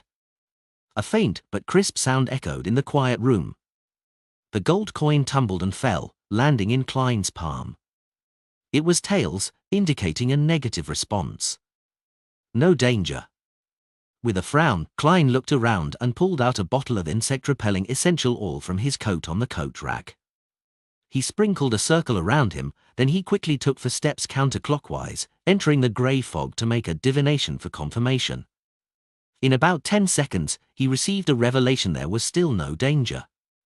Returning to the real world, Klein shook his head, put the gold coin and bottle back, wore his coat, trousers, and boots before sitting at the edge of his bed, leaning back against the pillow as he placed great caution on this turn of events. He still remembered his seer principles, especially the one about divination is not all-powerful, so even if the answers he received indicated it was safe, he didn't dare to relax and return to his slumber. This isn't to say that he didn't believe in the grey fog's ability to shield him from interference, but rather that there were too many possibilities. His divination statement might not be accurate enough to cover them all, resulting in his misinterpretation. He already had a guess about what had just happened. It was that the 4 adventurers in the restaurant had indeed found the abandoned and forgotten ancient temple in the primitive forest on Simim Island. They had obtained wealth or cultural relics, but they had also stirred the barely surviving evil spirits, causing them to be plagued by evil thoughts and curses. Time ticked by, and Klein suddenly felt a subtle spirituality fluctuation spread out from the room and quickly blend into the surrounding darkness. The hidden flow that he had barely sensed vanished, and the tranquility of the night returned. As expected. It's a result of Beyonder powers. It was sold just like that? I'll just wait a little longer. It would be dawn in an hour or two anyway. Even if there really is a problem, this place has a cathedral and a mandated Punishers team. Klein half closed his eyes and began to engage in cogitation. Bayam, a Miri's Leaf bar.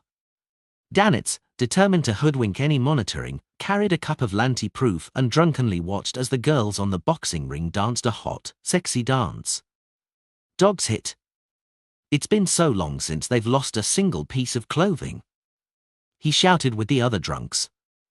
Then, ignoring whether they received any response, they laughed out loud, clinked glasses, and drank. Had he read the newspapers? A man who was fooling around in the bar late at night burped and said to his companions, "Did your brain get eaten by a donkey? Do you think that I can read those twisting and turning letters of the alphabet? Holy Lord of Storms, I'm only interested in this kind of twisting and turning." Ha ha ha.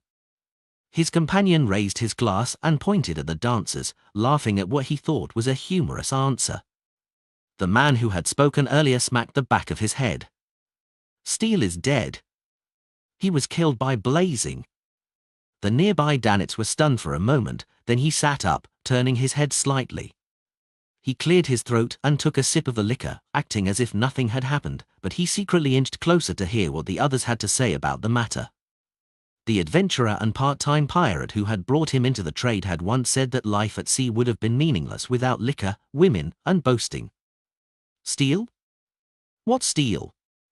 Let me tell you, when I was young, I once defeated a steel pipe. Another drunkard interrupted. What did you do to the steel pipe? Should I say something like, "Whoa, yours sure is thin"? The first man to speak revealed a knowing smile. He didn't wait for a reply as he continued, "Steel Mavetti is dead. The second mate of Admiral of Blood is dead."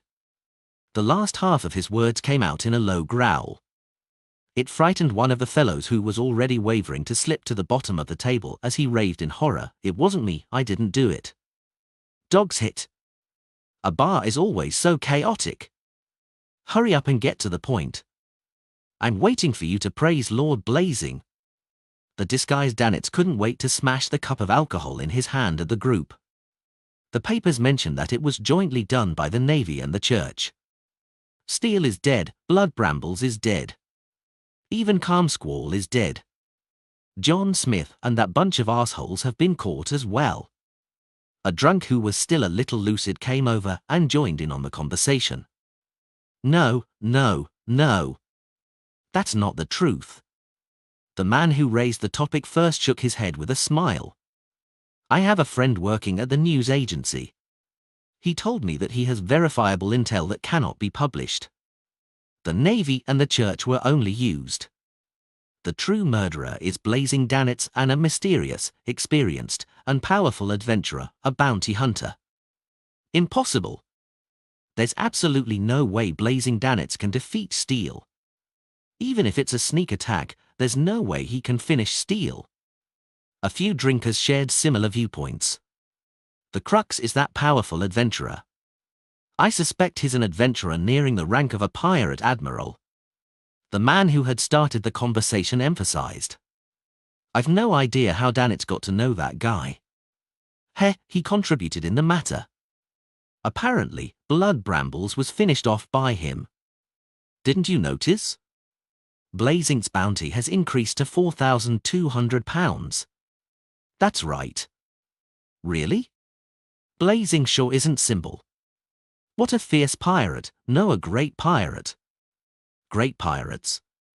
I really couldn't tell the last time I drank with him. Pooey. You son of a bitch, when did I ever drink with you? I don't even know you. Amidst the exclamations, Danitz thought in delight. £4,200. If those fellows were to know, they would definitely get up at night to wipe the deck in envy. Ha ha ha, I can now be said to be the strongest bosun on the Golden Dream. At this moment, Danitz wished he could fly back to the ship and drink and brag with fellows like Iron Skin and Barrel, telling them all about the thrilling events in Banzai Harbour, how he had defeated the fallen bishop, how he had cleverly escaped from the ambush of Steele and the others, how he had set up a trap to finish off all his enemies, and how he would never be able to play the card game of life ever again. Unfortunately, for the sake of Captain, I still have to continue to be the servant of German Sparrow, that madman. Sigh, I'm already a great £4,200 pirate, Danitz sighed, allowing himself to continue to be paralyzed by the alcohol. As the Storm Cathedral's bells rang, the orange sun rose in the sky. The surroundings were still so quiet that only the sound of water could be heard. Without encountering anything abnormal, Klein exhaled in relief and took off his clothes, returned to bed, and made up for his lack of sleep by sleeping for another 2 more hours. His considerable spirituality allowed him to wake up at the scheduled time of 8:30 a.m. He washed up slowly, changed his clothes, and went to the first floor to buy a loaf of bread with cooked chestnuts and a glass of Gurney sap. He ate as he walked to the dock. Since he had already bought his return tickets for the 9 o'clock liner, Klein kept watch of the time and prepared to board the ship. At that moment, he saw the lady with the greenish-grey eyes, as well as the 3 male adventurers from her team. They were buying tickets at the ticket office. The liner is about to leave. They definitely wouldn't be able to make it in time for the 9 o'clock trip. I wonder what they obtained from the abandoned temple, but last night they attracted an existence similar to an evil spirit. Please don't let anything unexpected happen when they ride on the liner. Klein used his body to block the adventurer's line of sight, took out a gold coin, and made a divination. His revelation was that the later liner wouldn't be in danger. Klein hesitated for 2 seconds, looked at the passengers waiting for the 10 o'clock liner near the ticket office, rubbed his fingers together in silence, and lit the ticket in his palm. He went back to the ticket office as if nothing had happened and bought the 10 o'clock liner ticket for 4 soli. Then, he went to the washroom at the docks, went above the grey fog, and quickly divined his worries. He knew very well that if the results showed that there were great dangers, he wouldn't take the risk of boarding the ship. Instead, he would find a way to prevent the ship from sailing and destroy it, if necessary, to prevent any innocents from dying. If the revelation was the same as the divination from before, he would ride it normally while keeping a lookout for any accidents. In the end, he still received a negative answer. Klein was relieved and returned to the real world. He adjusted the position of the Murloc's bladder for quick access. If an accident really happened, this beyonder ingredient would become quite important in the vast ocean. This beyonder ingredient could also be used in a rudimentary, simple manner, just like the all-black eye which had been contaminated by the true creator. 10 o'clock sharp. Klein, in his German Sparrow appearance, picked up his suitcase, followed the adventurers, and boarded the liner. Along the way, he appeared to doze off or read old newspapers and magazines on the ship, but in actual fact, he was keeping an eye on the greenish-grey-eyed lady and her companions. This wariness continued all the way to the port of Bayam, but no accidents occurred in the middle. Did they resolve all the problems? What did they actually get? Klein stopped by the side of the road, bought the latest newspaper from a newsboy, and watched the four adventurers from the corner of his eye until they disappeared. Phew. Klein decided to not think about it anymore. As long as it didn't endanger the overall situation, he wasn't concerned about what those people had done. He was just a little curious. He picked up his suitcase, leafing through the papers as he walked down Acid Lemon Street like an ordinary passerby. Suddenly, with a chuckle, he said to himself, the bounty for Danitz has risen to £4,200. If things continued like this, he suspected whether he could resist the urge of sending the fellow to the Governor-General's office. Walking back to the Wind of Azurin, Klein heard undulated snores that were slowly reaching a crescendo before he even took out his keys. He didn't escape. Klein was slightly surprised, but he wasn't too surprised either. He had previously tampered with Shadow Cloak, so as long as Danitz left, he could use divination methods to track him down and find the Vice Admiral Iceberg. Although he's timid, he's still cautious. Klein opened the door and entered, looking at Danitz, who awoke with a start. He grinned a little. Congratulations, Mr. £4,200. Danitz was instantly wide awake, wanting to laugh dryly in response, but he couldn't. Discover new chapters at novelbin.com. At this moment, he felt that his life might be in danger.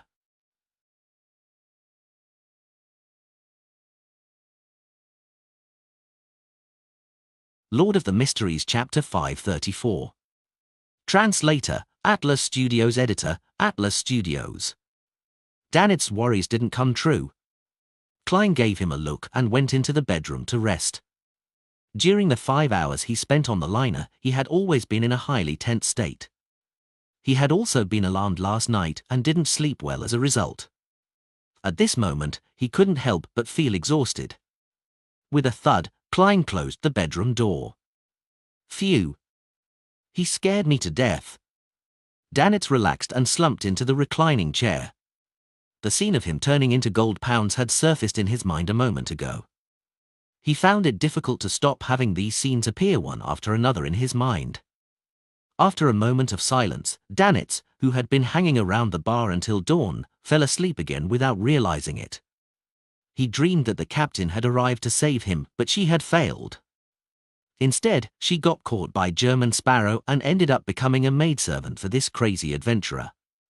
Just as Danitz was outraged and unable to resist, he suddenly saw the blurry scene around him turn clear just as he was about to wake up. The scene froze on the luxurious suite of the Wind of Azurin. Knock. Knock. Knock. Danitz heard a slow, soothing knock on the door. Wasn't I dreaming? With this question in mind, Danitz walked over to the door and turned the handle. As the crack in the door widened, he saw a familiar figure. She was a beautiful lady, with a face shaped like a goose egg, a high nose bridge, thin lips, and a pair of pale blue eyes that resembled clear spring water. Her long brown hair parted in the middle, tied in a simple but delicate knot at the back of her head as they flowed down. She didn't wear a hat, only wearing a beige coat, which was tight at the waist. Her collar was covered with palm-sized flowers woven from white lace. Matching her coat was a dark-colored skirt which reached her knees. The pleats of her skirt were connected, looking slightly fluffy. On her feet were a pair of leather boots that shared the same color as her hair. "Captain!" Danitz cried out in alarm. He hurriedly snapped out of his reverie, turned around and faced German Sparrow's bedroom while taking a defensive stance. "Be careful. Run. A lunatic is looking for you." He has a terrifying organization backing him. As the feeling of self-sacrifice welled up in him, Danitz heard his captain calmly say, "This is a dream." Dream? Yeah, I'm dreaming. What's there to be afraid of? Danitz glanced left and right, folded his arms, turned around, and said, "Captain, you simulated the powers of a nightmare. That can't be right. You were near Sonya Island just last week. The largest island in this region of the Sonya Sea, which was also the origin of its name. It was almost like a small continent. Originally, it was the only remaining gathering place for the elves after the cataclysm, but as time passed, this ancient Beyonder race was plagued by all sorts of factors and gradually died out. The occasional sighting of them proved that they hadn't completely gone extinct. At the end of the Fourth Epoch, the Lun Kingdom occupied this island, but in the 20-year war, they suffered a terrible defeat, handing over Sonya Island to the Feysak Empire. That was already more than 7 centuries ago. Sonya Island was situated north-northwest of the Rorsted archipelago, and it took nearly half a month by ship to arrive there. Vice Admiral Iceberg Edwina Edwards was still in the vicinity of Sonya Island last week, so it was impossible to reach Byam within a week. Unless she could fly or use the spirit world to travel. The beautiful lady whom Danitz addressed as Captain nodded. We have just entered the Rorsted Seas, still 1,000 nautical miles away from Byam. In other words, she'll take another 3 to 4 days before arriving? That's what I call normal. Danitz curiously asked, this should have already surpassed the range of a nightmare. Moreover, it far exceeds, he added inwardly. Vice Admiral Iceberg Edwina entered the room and walked towards the table and chair. It's not a nightmare power, but a secret ritualistic magic. It uses an item left behind on the ship to enter the dream of someone very far away. Listening to the captain's meticulous explanation, Danitz instantly felt as if he had returned to the Golden Dream and was beginning his lesson. I've never heard of such ritualistic magic before. Yes, Captain has mastered many strange and rare magic and witchcraft. No one can tell how much knowledge she possesses. She seems to have mentioned that her sequence name is Mysticism Magister. Sigh, if I had known that she had this secret technique, then I wouldn't have been so frustrated over how to inform her about the unexpected events in Byam. Danitz interrupted Edwina's description with a flurry of thoughts. Captain, you sense that there's a problem with our point of contact over here. Yes, this is another secret technique. Edwina seemed inclined to describe the specific method in detail. Seeing this, Danitz hurriedly sighed. Poor old Rin and the others. Edwina stopped walking and turned her back to the window, asking succinctly, what happened? I'll have to start from Demi Harbor. Danitz felt energized, as if his long-lasting depression had finally paid off at that moment. He described his attempts to recruit German Sparrow, but he ended up discovering that he was a madman, and he also exaggerated his plight on the White Agate. According to the rough draft he had prepared last night, he thoroughly described the weird and horrifying situation at Banzi Harbor, including the ambush and assassination attempt involving Steel Mavetti. He explained everything about how he joined forces with German Sparrow for a counterattack and hunt, as well as his own theories about German Sparrow's background and powers. This included creeping hunger and the secretive, powerful organization. During this process, he tried his best to restore the truth, only exaggerating the role he played, raising his status from servant or attendant to an assistant or collaborator. Vice Admiral Edwina listened quietly the entire time without interrupting him. When he was done, she nodded lightly and said, he has no ill intentions. Him? German Sparrow means no harm? Danitz quickly said, Captain, regardless, he's a dangerous fellow. Are you sure he means no harm? I can't be sure, Edwina replied very calmly. Then why were you? Danitz took a silent breath, sensing the similarity between his captain and German Sparrow. They were people who he couldn't engage in a conversation with. Vice Admiral Iceberg Edwina said with a straight face, that's just my speculation and judgment. Danitz rubbed his temples with his right hand.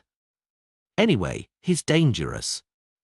There's a secret organization backing him, and I've no idea about the situation of the organization. Captain, I don't think you should take the risk of communicating with him, even if he claims to have something to ask of you. Edwina thought for a moment before saying, "There's no need to take risks. I can communicate with him through you."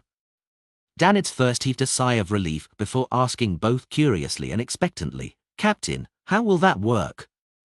Or should I say, what do I need to do?" Edwina raised her right hand, revealing a stand and a blackboard in her dream. "I need you to hold a ritual," she said. "It's called a soulful ritual. It allows my soul to pass through the spirit world and attach itself to your body. I'll be able to converse directly with German Sparrow. It works on anyone below that of a demigod, with an effective distance of no more than 500 nautical miles. It involves reason and communication, and it belongs to the realm of the god of knowledge and wisdom.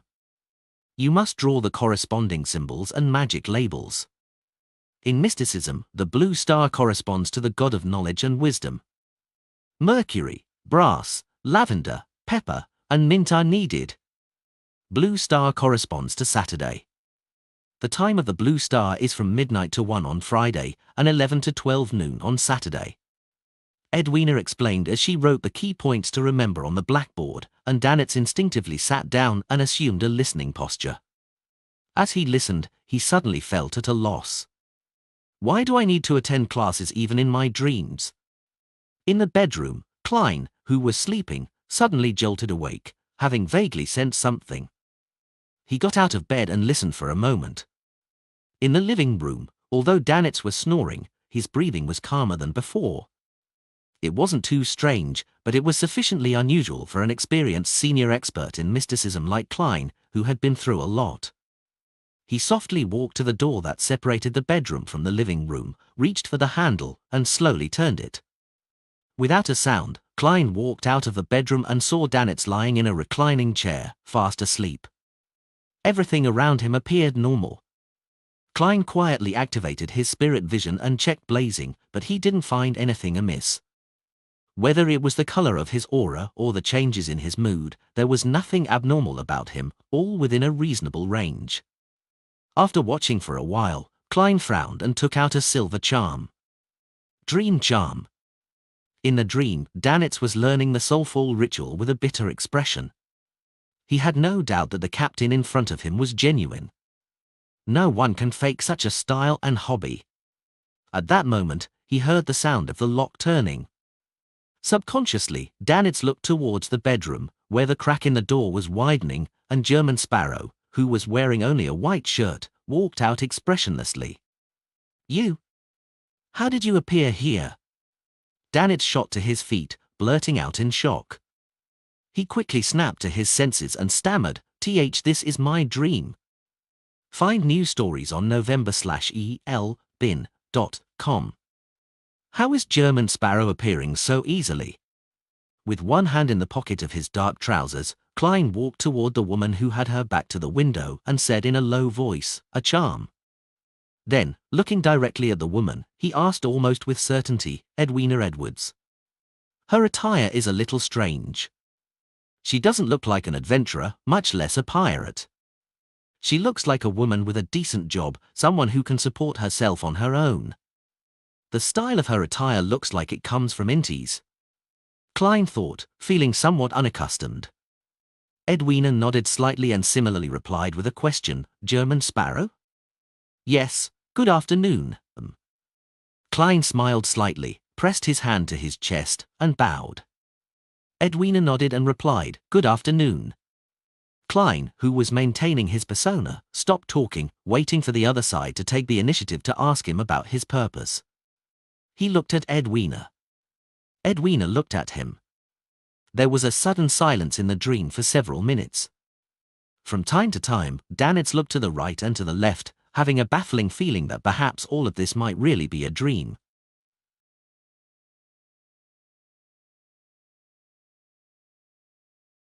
Lord of the Mysteries Chapter 535. Translator, Atlas Studios. Editor, Atlas Studios. Unable to tolerate the situation, Danitz decided to do something about the situation. He coughed twice and faced Vice Admiral Iceberg Edwina Edwards and said, "Captain, Mr. German Sparrow has some questions for you." Phew. Klein let out a sigh of relief. If this stare down continued, he felt as though his persona would collapse. Edwina gently nodded her head, looked at Klein, and said, "Mr. Sparrow, have you received education?" "What kind of question is this?" Klein's expression didn't change as he indifferently replied, "University graduate." "Ah?" Danitz looked at German Sparrow in surprise, unable to believe the fact that this crazy adventurer and bounty hunter had actually gone to university and even graduated. He had no way of putting a university hallmark of wisdom with that of German Sparrow together. Unless it's some hunter university or killer academy. Or a university that exists only in the fantasies of madmen and psychopaths. Danitz couldn't help but lampoon silently. Edwina didn't seem surprised. She continued to ask, "What languages have you mastered?" Klein resisted the urge to frown and said, "Jotun, Elvish, Dragonese, Ancient Hermes, Ancient Faesac, Lonese." Edwina responded tersely. "Do you understand the other domains in mysticism?" Feeling adrift for a moment, Klein felt like he had returned to his previous life's elementary school days. Due to his age handicap, he had been asked a series of questions by a teacher, such as how many Chinese characters he had mastered, if he had mastered the 4 arithmetic operations, whether he knew the English alphabet, and how many Tang Dynasty poems he could recite. "Calm down. You're German Sparrow now," Klein once again said without emotion, "adept." Edwina thought for 2 seconds and then explained in an unhurried manner, "I have to combine your standard of knowledge with how I would answer the question so that you can understand the answers more easily." This? Klein was surprised to find that the beautiful lady in front of him was nothing like an adventurer acting as a part-time pirate. She was basically a teacher with a cold expression but a kind and patient attitude. He calmed down after thinking about the vampire that headed for the Church of Mother Earth daily. "This is the first pirate admiral I'm officially meeting. She's indeed unique." Klein secretly sighed and said, "First question, where do beyonder creatures appear at sea?" "The commonly seen ones. Discover new chapters at novelbin.com. He didn't directly ask about mermaids, as he didn't want her to see through his real purpose, which would lead to unnecessary accidents. Edwina thought for a moment and then wiped the soulful ritual off the blackboard. She then wrote and drew. "Set off from Sonia Island, sail 1,200 nautical miles in this direction and you'll enter the depths of the sea which humans have never explored. There is a Naga tribe active there. They've been working hard to find the underwater city which is rumored to have a powerful demon sealed within. That's the entity of their faith." Edwina spoke in detail, partly from her own efforts to find the treasure itself, and partly from the knowledge and rumors she had exchanged. It took her a while to finish the general story, but to Klein's dismay, there were no mermaids anywhere except in the eastern waters of the Gargas archipelago. He quickly calmed his mood and said, "Second question, do you know how to remove the mental corruption from a beyonder characteristic?" He didn't hide the fact that he knew about beyonder characteristics. Edwina's eyes flickered for the first time, as though she had a new understanding of German Sparrow. She shook her head. "I don't know. However, I once imagined that it's possible by borrowing the power of an external force and completely crushing the corrupted beyonder characteristic to reduce it to the smallest specks of light. This way, whether it's corrupted or cursed, they will scatter having lost their vessel. They would rapidly or slowly vanish. As for the shattered beyonder characteristic, it will gather bit by bit due to their particular traits, eventually taking form again. Unfortunately, only gods can do this. If you get the favor of any god, you can try to please them by offering enough sacrifices and pray for a response. The law of convergence of beyonder characteristics." In his mind, Klein filled in what Edwina had purposely left out. At the same time, he couldn't help but sigh. This Vice Admiral Iceberg, captain of the Golden Dream, was extremely knowledgeable in mysticism. She wasn't worse than him, someone who had read many of Rozelle's diary entries and had experienced many things. It was said that Vice Admiral Iceberg can replicate or simulate the beyonder powers of her opponents when they use them in front of her. This is rather similar to Mr. Isengard Stanton's 2-081 ring. As soon as Klein's thoughts began to wander, he forcefully reined them back, and he nodded as if he was thinking about something. I agree with this hypothesis. Regretfully, I haven't done it in practice. It's only a conjecture. Edwina rarely used a word that described emotion. Danitz, who had been listening by the side, had a dazed look on his face. He was unable to keep up with the conversation at all. What are they talking about? What are they discussing? Why do I know every word, but know nothing when they're strung together? What's a beyonder characteristic? What does shattering it do? What does it gathering together represent? Danitz looked left and right, his eyes blank. At this point, Klein threw out the third question he had thought about. Where can you find ancient wraiths? He only mentioned this kind of monster because the corresponding ingredients could also be used in the domain of death. It didn't expose the secrets of his own sequence. Edwina glanced at Danitz and said, I'll keep an eye out for you. If you want to attend biomes beyonder gatherings, he knows a few. He can take you there.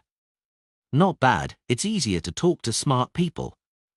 Klein added, do you know where there are people who can make mystical items out of beyonder ingredients or characteristics? I met one at a gathering, but he never showed up again, Edwina answered frankly. I have grasped the corresponding knowledge. I can simulate it, but I cannot guarantee the success rate. Heh. I'll wait then. Klein didn't harp on the topic and switched to asking, how much do you know about Death's Key? Little. An iron-black key suddenly appeared in Edwina's hand. It was about the size of a lyre, its shape was ancient, and it had a dark luster. The pirate admiral said, while half carrying the item from the shipwreck, if you mean this key, then I can tell you that it belongs to the giants.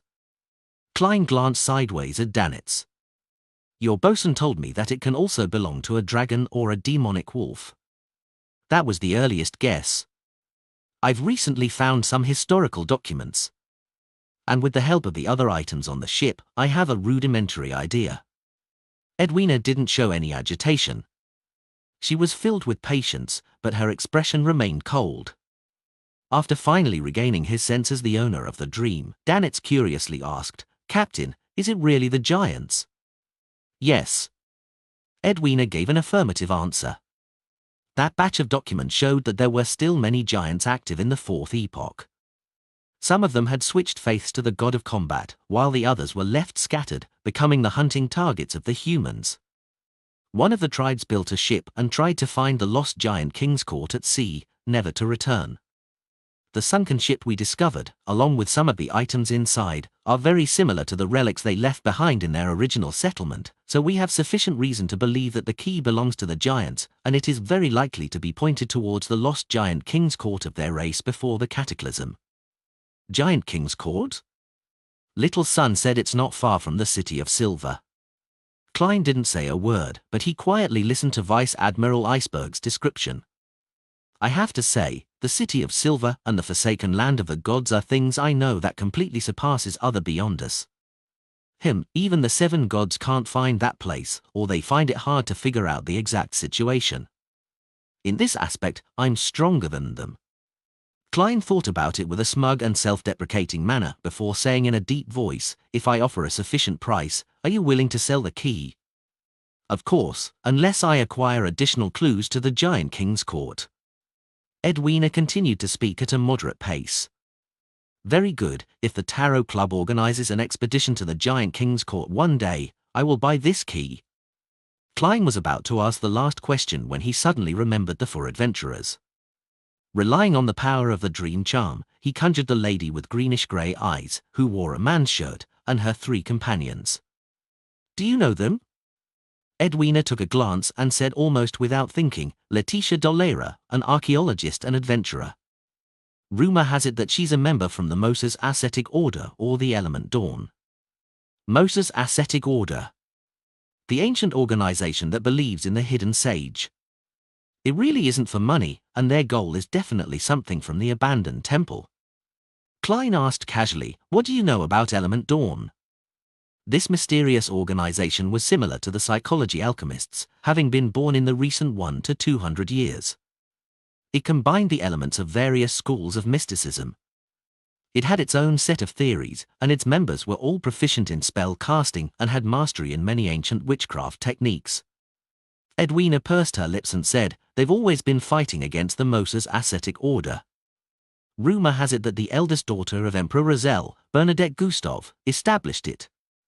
The Element Dawn is headed by Bernadette. Zaratul's prophecy is quite accurate after all.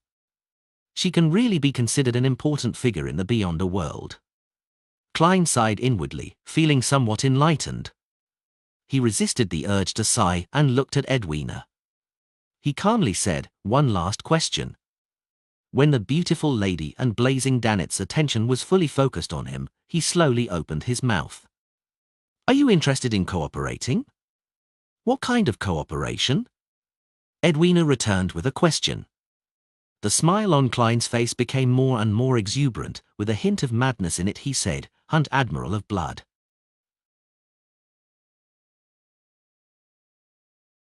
Lord of the Mysteries Chapter 536. Translator, Atlas Studios. Editor, Atlas Studios. What? Hunt Admiral of Blood? Danet almost raised his right hand to his ear. His first reaction was that he had misheard. However, German Sparrow's smile with hidden madness and the slight movement of his captain's eyebrows and abnormality of hers reminded him that what was said had really happened. This madman German Sparrow really is daring. This is one of the 7 pirate admirals. They aren't people that a character like Steel Mavetti can be compared with. Danet's pupils shrank, his heart on the brink of roaring. Putting aside the fact that Admiral of Blood Seigneur's own might, just the pirates underneath him are intimidating enough. His first mate, third mate, and the captains of each ship are all capable of independently leading a large pirate crew. There are still many of the crew which Steel Mavetti had brought to buy him with him in the Blood Pirate crew. When Vice Admiral Hurricane Chilangos died silently like a wild dog in Backland, it was mainly because he wasn't with his pirate crew. However, Admiral of Blood Seigneur is different. He seldom leaves his flagship and rarely leaves the company of his men. Even if the focus is placed back on Seigneur's strength, it would still be extremely terrifying. He's mysterious, bizarre, and is one of the few powerhouses at the sea who is second only to the 4 kings. Even Captain might not dare to claim to be his superior. A madman's guts really does exceed my imagination. No, he doesn't know the meaning of fear at all. The death and replacement of a pirate admiral will definitely be a great shock to the 5 seas. One thought after another flashed through Danet's mind, but in the end, he strangely calmed down. It was because he recalled that German Sparrow was a powerhouse at the level of the 7 admirals, and there might be a hidden, terrifying organization backing him. Edwina said after a few seconds of silence, "Do you know of the Rose School of Thought?" "Not only do I know them, I've also killed their people and taken their mystical items." "Wait a minute, why do I have to describe myself as a bad guy?" Klein converged his smile and said in an unperturbed manner, "I've hunted their members." Edwina fell silent again.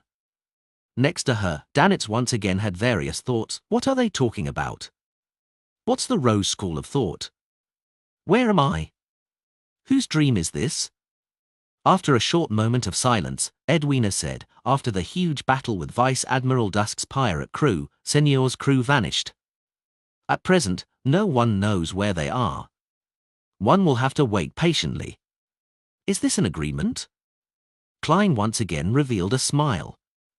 "I do not lack patience. How can I contact you?" Edwina turned her head to look at Danet's. "He knows how." "Me? Soulful ritual?" "Wait a minute, Captain, you mean I have to follow this madman, German Sparrow, during this period of time?" "No. Who knows when this fellow will go crazy?"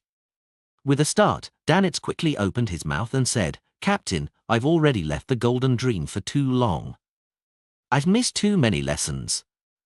I can't wait to return."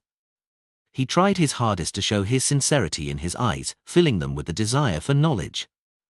"I believe we can switch to someone else, like Iron Skin and Barrel." Before he finished his sentence, Edwina suddenly raised her right hand and pressed it against her ear.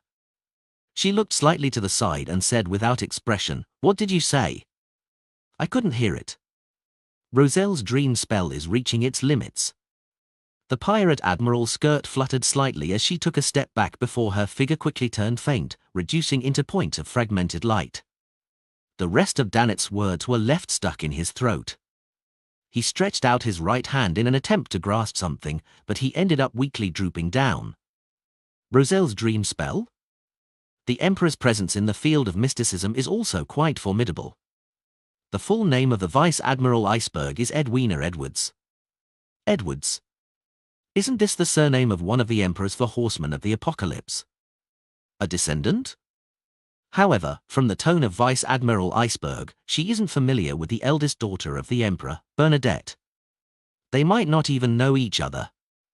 Klein looked at Dannitz, whose expression had completely collapsed, and let out a soft laugh. Perhaps one day I will call you Mr. 10,000 pounds.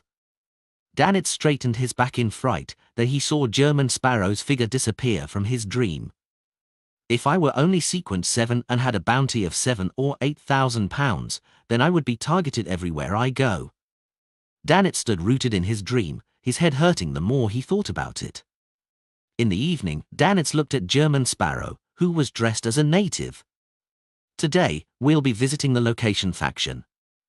We might be able to find some good things there. Heh, they have a great need for beyonder ingredients, food, and weapons. At this point, Dannitz looked German Sparrow up and down. It was rare for him to find something that he was better than him at. He said with a smile, their area is filled with local people. There aren't even many people with mixed blood. If there's even the slightest signs of an abnormality in their clothing, you will be discovered. Your pantaloons and brown jacket are fine, but you can't wear a shirt inside. A real native wears tar-bar shirts. They're similar to sea-sole shirts, but they're either all blue or white. They don't wear caps, headscarves, or anything. Also, people like you who look obviously lonies will encounter very serious discrimination and hostility there, just like a wolf that sneaks into a flock of sheep. You can't hide your existence at all. Before he could finish, he saw German Sparrow tilt his head and look at him. His deep facial features quickly turned soft. His fair skin was instantly stained with the color of bronze. In just a snap, he had become an undeniable native that didn't stand out in any way. After a few seconds of silence, Dannitz laughed dryly as if nothing had happened. Me too. I have to disguise myself. Your disguise? Heh. Klein took off his cap and sat down. What local faction? It actually trades beyonder ingredients, food, and weapons? Ahum, to put it simply, ahum the resistance. Dannitz suddenly wasn't sure if German Sparrow had any connections with the Lun officials. Klein was startled for a second. Resistance? Dannitz smiled awkwardly and said, people who clamor for independence and for natives to administer their local affairs. Their encampment is deep in the woods or at sea.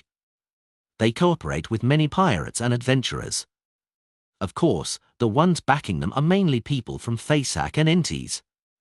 Often, there will be priests from the god of combat and the eternal blazing sun secretly coming over. Bayam isn't that calm after all. After leaving the kingdom and coming to the sea, Klein finally understood what it meant by an international situation. This wasn't something that could be compared to reading about wars in East Balam from the papers. He nodded slightly and didn't object to visiting the local faction. After leaving the Wind of Azurian, Klein followed Dannitz, whose face was painted black. They went through the streets, heading all the way southeast. Leaving the confines of the City of Generosity, they entered a zone filled with different architectural styles. The buildings here had raised floors, propped up by wooden pilings. There were 3- or 4-story buildings that had evolved from the Lun-style terrace houses. The roads that split from each other were narrow and dirty, with many stalls on either side. They sold all kinds of headgear, earrings, and accessories made of stone. They were mostly bright red or multicolored. What a bunch of strange fellows. They especially like bright colors, just like those venomous snakes in the forest, Dannitz whispered. As someone from Intis, you aren't much better either. You advocate the color of gold and advocate a sense of luxury and exquisiteness, just like a nouveau riche. Klein lampooned. They passed by a group of dark-skinned, skinny, and shriveled natives, entering the alleys which had clothes drying over their heads. The scene before their eyes suddenly opened up, revealing a small municipal square. On the square, a group of locals was gathered around the central pond. Some were kneeling, some were prostrating, some were mumbling, and some were singing softly. They had devout expressions, but they looked numbed. As soon as they realized that someone was approaching, they quickly got up and ran into the surrounding alleys in a flurry. All new stories at n0v/b/n.com. All the windows on the second, third, and fourth floors of the surrounding houses clanged shut, and the square grew quiet, but Klein's spiritual perception told him that there were many people behind the windows, around the alleys, in the dark corners, watching these strangers who had suddenly arrived in their world. Danitz lowered his head and said in a suppressed voice, "Don't worry, this is their way of protecting themselves." "Oh?" Klein expressed his doubts. Danitz let out a chuckle. Before this place was completely colonized, the natives on the Rorsted archipelago always believed in sea god Calvetua. They believed that this deity who appears in the form of a gigantic sea serpent would protect all the islands here, preventing them from being devoured by earthquakes or tsunamis. Now that this belief has been outlawed, the Church of the Lord of Storms has been constantly fighting against the heretics. Even the Church of Evernite and the Church of Steam and Machinery are unable to expand their influence here, and there are only a few cathedrals. But in fact, how can the faith that has been in place for centuries, if not a millennium, be so easily eradicated? There are still plenty of believers of the sea god in Biome, Blue Mountain Island, and the Rorsted Sea. Even if a bunch of people are captured every 1 to 2 months, a situation in which they suffer all kinds of extreme punishment, it's impossible to reverse this situation anytime soon. The Resistance's main pillar of support are the believers of the sea god. In my opinion, it will take at least another 100 years before the faith of the sea god will be completely eradicated. Of course, that's under the premise that there aren't any other disruptive elements. Sea god Calvetua. Its image is of a gigantic sea serpent. As Klein listened thoughtfully, he followed Danitz into a 4-story house on the right. He went to the top floor via a narrow staircase. Knock. Knock. Knock. Danitz knocked on the door to his left. "Who is it?" someone asked in a low voice. Danitz replied with a chuckle, "A friend who brings wine and barbecue." "Where from?" the person inside asked a strange question. Danitz stepped back. "At sea. Creek." The door slowly opened and Klein saw a naked arm. The arm was tattooed with a blue, hideous sea serpent.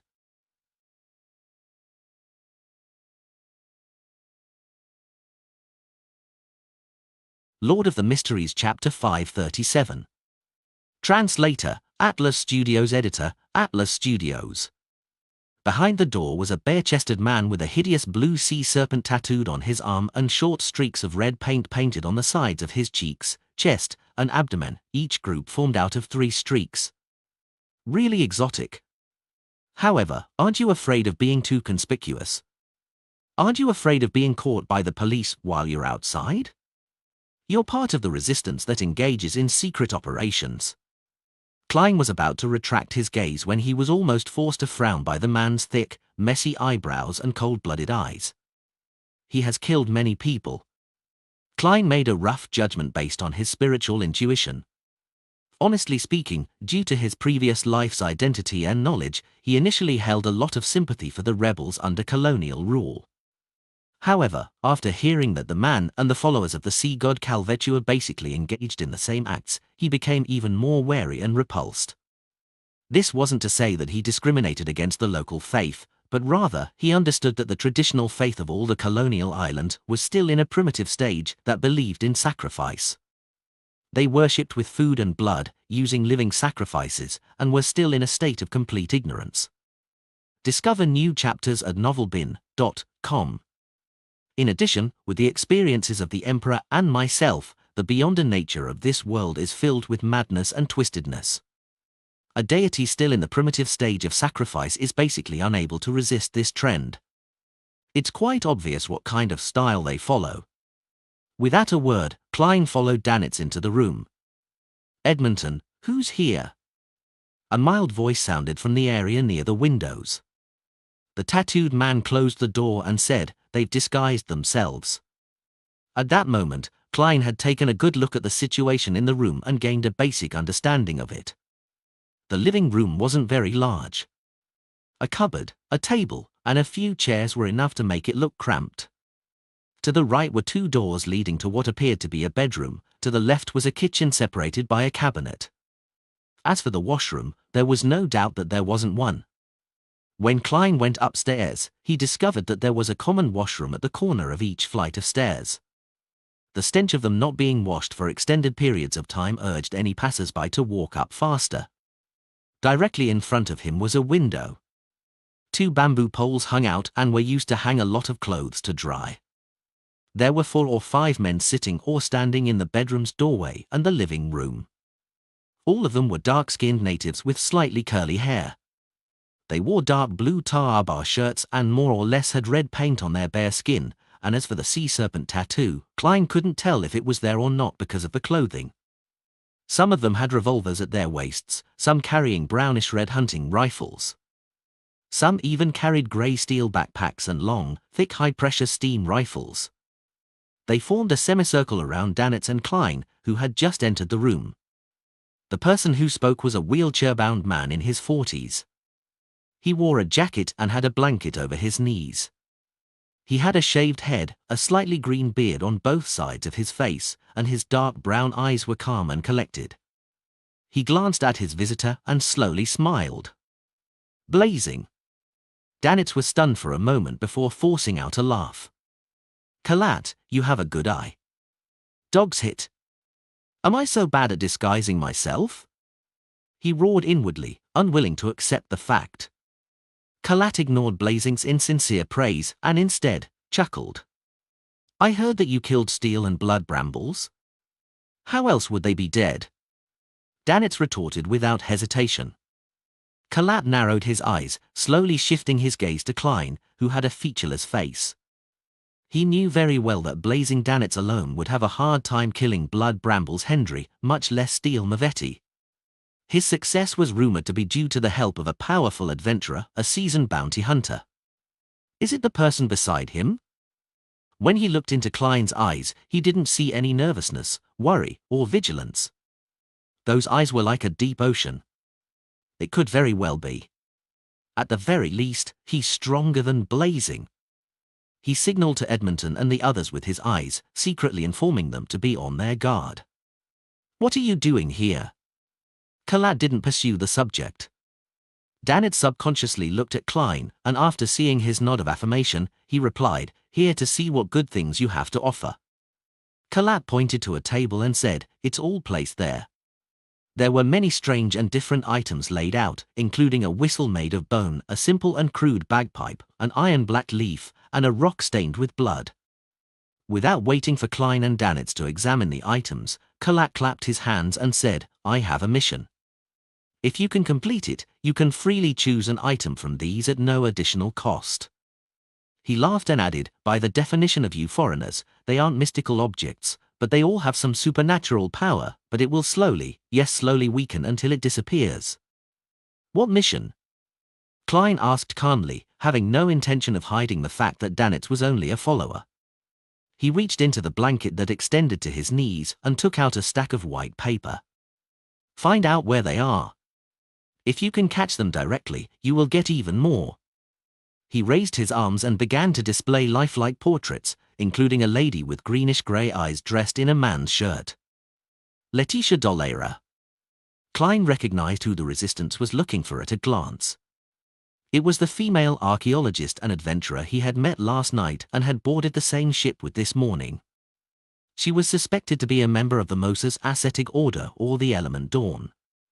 Danitz looked at it closely for 2 seconds and found the picture vaguely familiar. Suddenly, he remembered where he had seen her before. German Sparrow had shown it in his dreams. He had just asked the captain about it in the afternoon, and we're already bumping into something relevant in the evening. Isn't he too resourceful at gathering information? Danitz resisted his urge to glance at the crazy adventurer beside him, afraid that Kalat and Edmonton would notice something amiss. He was very experienced in this area. The Resistance, who believe in the sea god, are looking for Letitia. The faith of the sea god spreads throughout the Rorstad archipelago, including Samim. There was a snake last night. The image of the sea god is that of a gigantic sea serpent. Klein superimposed the two matters together and quickly came to a preliminary conclusion. Archaeologist Letitia and company had obtained an important item involving the sea god in the forgotten temple in the ancient forest of Samim Island. Hence, it resulted in last night's probing and the Resistance's search. Klein thought for a moment, then he gave a perfunctory reply, "I'll keep an eye out. I won't randomly get myself involved in matters related to evil spirits. Of course, if it's necessary, then I will report it to the officials." He silently added a few words inwardly. Kalat nodded and said, "Take a look first and see if there's anything you want."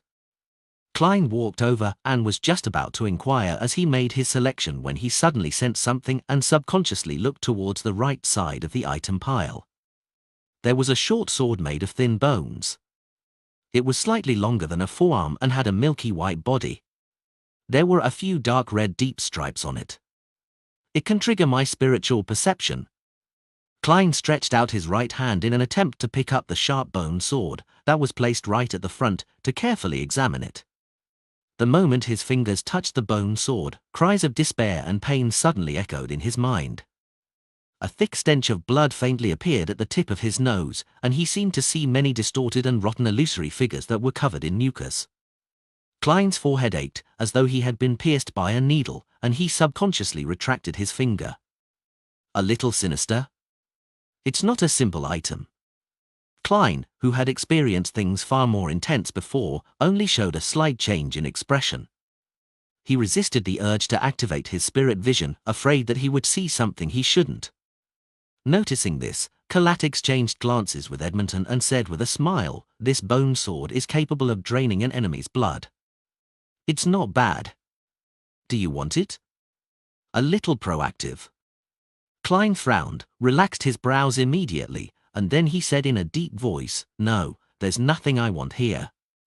If Kalat hadn't asked, he was even planning on buying the bone sword and researching it above the grey fog. However, the fact that the man promoted it had left him vigilant. Thus, he rationally abandoned his original plans. Kalat crossed his hands and said, "It's not expensive at all. Or would you like to look at something else?" "There's no need." Klein's pupils shrank suddenly as he turned and walked straight towards the door. Danitz hesitated momentarily before hurrying after him. Edmonton, who had a sea serpent tattoo on his arm, watched silently. He seemed as if he would reach out and stop them at any moment, but in the end, he didn't do anything. They were the powerful adventurers who had killed Steel Mavetti and Blood Brambles Hendry. Once out of the room, Klein stomped down the stairs without saying a word. Danitz ran after him, alarmed. Based on his take of the situation, he didn't inquire about the situation and only followed.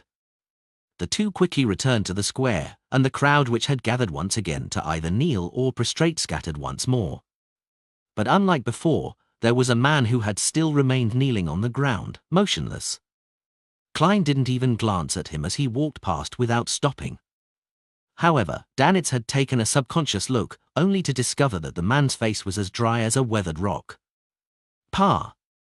A piece of flesh from the man's cheek fell to the ground. It was a piece of greyish skin with facial hair attached to it. He seemed to have lost all the moisture in his body.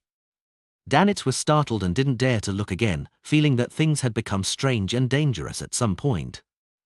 The two of them passed through the alleys, left the city, and boarded a rental carriage. The carriage driver was obviously a native, around 40 years old, and his laughter was very pleasing. But along the way, he didn't say a word. It was so quiet that it made Danitz feel like his heart was beating like a drum. Klein pursed his lips and remained silent. The rental carriage quickly arrived at the dock area. In order to change his attire, Danitz got it to stop a distance from Acid Lemon Street. After getting off the carriage, Klein didn't pay the fare or stop. He immediately took large strides and left, leaving Danitz stunned. he tossed too surly to the carriage driver and hurriedly chased after German Sparrow. After a few steps, he looked back and saw the driver kneeling down with a face full of zeal and devoutness. He leaned over the ground and kissed the ground where Klein had stepped. Lord of the Mysteries Chapter 538. Translator, Atlas Studios. Editor, Atlas Studios. What's happening? Danitz couldn't believe what he was seeing. This didn't shock him, but it left him inexplicably terrified. It was like jumping into a bucket filled with ice when drunk, feeling a bone-piercing chill permeate his body from the soles of his feet to his head. What exactly happened? Why did things become so strange? Danitz took a breath, forcing himself to turn his head, and he chased after German Sparrow. He found the crazy adventurer walking faster and faster, to the point where he had to run with small paces to keep up. Crossing the street and through the alley, Danitz suddenly saw a greenish shadow fall from a tree. Pa! Its body was covered in scales as it twisted its slippery body and had a triangular head. It extended its scarlet forked tongue and was none other than a rather long venomous snake. Discover new chapters at novelbin.com. Dog's hit. Why would there be snakes in this season? Danitz wasn't afraid of such creatures. He had even roasted snake meat before, but it was the abnormality of everything that left him agitated. Circling around the coiling snake, Danitz subconsciously looked left and right and found that on both sides of the gutter, in the corners of ruined houses, and on the insides of rusty water pipes, there were pairs of cold, vertical, and different-colored eyes looking out. Danitz felt a chill run down his spine, as if his scalp had been pierced by a dense array of fine needles. He didn't dare to stay any longer, nor did he dare to leave. He increased his speed again and followed closely behind German Sparrow. Entering the Wind of Azure Inn, he couldn't help but look up as he walked up the wooden stairs, wanting to ask something. Suddenly, his chest tightened and his breathing stagnated. At that moment, it was as if he had dived into the bottom of the sea, being pressed down by the heavy torrents of water from every direction. Whoosh! Faintly, Danitz heard the rush of the tide and saw a faint, illusory light surround German Sparrow, as if it were forming an endless, bottomless blue ocean. Within that ocean, there was an enormous azure blue figure holding everything up. It resembled a tower. This? Danitz's right foot stopped in midair, unable to lower his foot. He wasn't unfamiliar with such feelings. Back at the last pirate convention, the King of the Five Seas, Nast, was even more imposing and terrifying than this. Almost all the pirates couldn't lift their heads, and even powerhouses at the admiral rank could only barely resist. Danitz knew very well that it wasn't a result of German Sparrow's own powers. If he was at the level of a demigod, there was no need to include the mandated punishers during his hunt of steel Mavetti. Ocean. Tide. These two terms flashed through Danitz's mind, and he immediately thought of the matter of the Resistance's faith in sea god Calvetua. See, could it be that German Sparrow suffered the sea god's curse via an unknown process when he touched the bone sword? The devotee's corpse that lost all its moisture is one of the conditions for the curse's activation. When the carriage driver prostrated and kissed the ground, was it because he sensed the sea god's aura? Man! German Sparrow would probably die here today. Should I stay far away to avoid being implicated? At the very most, I'll come back to collect his corpse. It might still be possible to save him. I can use the soulful ritual to seek Captain's help. She knows so many different kinds of odd secret techniques. She should be able to resolve this problem. No, Lord. The soulful ritual has a requirement of being within 500 nautical miles. They're still en route, and it will take at least half a day to enter that range. As he desperately tried to think of something, Danitz stopped panicking and treaded steadily into the luxurious suite with German Sparrow. Klein still remained silent, but his dark brown eyes seemed to have a rich azure blue color that was nearing the color of black. He went straight to the bedroom and locked the door behind him. Danitz stood outside, in a dilemma on whether to flee or save the man. Inside the bedroom, Klein closed his eyes, waiting for the right opportunity. Suddenly, he took 4 steps in a counterclockwise manner, chanting a statement with each step. A wave of manic or high-pitched ravings rapidly rang in his ears as his spirit body shot up into the grey fog. Without a sound, he heard an indescribable, shrill, and painful howl. Klein appeared within the ancient palace at the very end of the long, mottled table. In the motionless grey fog below, an illusory, gigantic azure-blue sea serpent appeared. It was located in an ancient dark ruin, coiled around a half-collapsed pillar. Its hideous head was raised, and its bloody mouth was wide open, revealing many curved fangs that were even longer than a human's forearm. On its milky white fangs, there were layers upon layers of flowing blood and mucus. This sea serpent madly swung its tail, setting off terrifying waves and ridiculous ripples, causing the entire ruins to sway, as if it was about to collapse. The scene rapidly shattered and dimmed. Regardless of how the unimaginably large sea serpent struggled, it was unable to turn the situation around. All it could do was let out a long, painful scream in agony as it was reduced to points of light before disappearing into the grey fog. Klein sat in the high-backed chair belonging to the fool as he quietly watched everything. He didn't make any superfluous actions for a long time. The grey fog silently spread out, and the scene seemed to return to its eternally unchanging state. After nearly a minute, Klein leaned back in his chair, sighed, and said the serpent's name, sea god Calvetua. After coming into contact with the bone sword, he had already felt the abnormality. And during his conversation with Baldy Kalat, he had keenly discovered that a tiny, weak but extremely cold and sinister energy had invaded his body at some point in time and was slowly corrupting his soul. Klein made a prompt decision and turned around to leave. He then sensed that there was a connection between the sinister power and his surroundings. It gradually strengthened and slowly connected to an unknown place. So, as he diverted attention to resist the corruption, he also controlled himself so as to not interact with his surroundings. Klein believed that as long as he responded to the abnormality on his journey back, it would only serve to intensify the corruption, to the point of making irreversible. At first, he wanted to find a nearby washroom and use the grey fog shielding and isolation to remove the cold and sinister power, but after repeated considerations, he decided to leave the area. This was because there were many followers of the sea god around, and it was extremely likely for an accident to happen. During this process, Klein grasped another point, which was that if he dispelled it ahead of time, the power projected by sea god Calvetua would leave remnants in his flesh and blood. The consequences and effects would be unknown. He had no choice but to patiently wait for the opportunity to purify himself by waiting for the cold and sinister energy to thoroughly permeate his spirit. Reflecting on everything that had happened, Klein lightly rapped the edge of the table and muttered to himself, "It's not that strong." The sea god's level was much lower than he had imagined. His original plan was to use the method that had finished off Amon's avatar to deal with the sea god Calvetua's projection, which was trying to take over his body. However, even before he had even fused with the Dark Emperor card or through his paper angel, Calvetua ended up being dispelled by the grey fog directly, without leaving a single trace. On this basis, Klein concluded that sea god Calvetua's level was inferior to Blasphemer Amon, even though it was possible that the latter was more adept at intrusion, but it had only been an avatar. Was it thrown off its pedestal by the Lord of Storms, or is it not even at the level of an angel? It's just a slightly stronger demigod that can respond to the prayers of its believers within a certain range? Klein recalled and found that sea god Calvetua was in an abnormal state.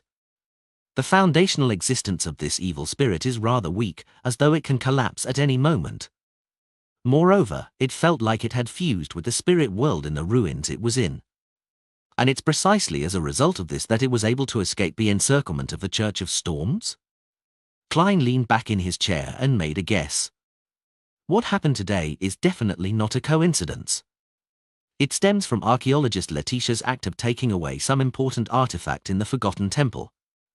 It caused sea god Calvetua's condition to instantly deteriorate when it was already barely surviving. It made it impossible for it to hold on to its existence. As it got its believers to track the item, it also prepared to possess another body for its survival. That bone sword should have originated from its demigod body, and it hides a bit of the power it projects. As long as the target is suitable, it will infiltrate the body of the person who touches it, corrupting the soul and establishing the coordinates. It will then allow its spirit to be transferred over before it dissipates. But clearly, it's not adept in such matters. Yes, it's not the snake of Mercury. It's unable to create a closed loop on itself for reincarnation. It's also not like Blasphemer Amon, who can be a parasite inside a person's soul. To really possess my body, it will directly cause its body to crumble and create a terrifying monster. According to this logical development, the dying Calvetua will likely engage in many crazy actions in the near future. Klein frowned. He didn't hesitate as he plummeted into the fog and returned to the real world. He unlocked the door, opened it, and entered the living room, startling the pacing Danitz. Danitz looked him up and down a few times and asked cautiously and warily, "Are you all right?" Klein maintained German Sparrow's persona and calmly replied, "It's settled." Settled? Danitz looked around before glancing at the bedroom, wondering if he had been hallucinating, that there wasn't any sea god curse. What did he do in the bedroom? He was lifted from the curse of the sea god in just a minute or two. Man, this guy has a huge secret. Danitz took 2 steps back and made way. Beside a table covered with a significant number of miscellaneous items, the wheelchair-bound Baldy, Kalat, wore a look of regret as he said to the tattooed man, "What a pity. Just a little more." He didn't pick it up, just touched it. Edmonton sighed as well. Kalat looked at the slightly bent bone sword and fervently said to himself, "When an outsider picks up that holy sword, God will walk the land again." Edmonton fell to his knees as well, as though confessing to a deity. As time passed, both Kalat and Edmonton suddenly heard 2 miserable shrieks. They looked up and saw that 2 of their companions had collapsed. Their skin was like a weathered rock, having lost all the moisture in their bodies. Kalat and Edmonton glanced at each other and felt a peculiar atmosphere. Both of them stood up at the same time and looked at the table. That milky white holy sword cracked loudly, splintering into countless small pieces.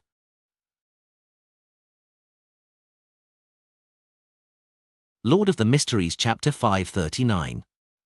Translator, Atlas Studios. Editor, Atlas Studios.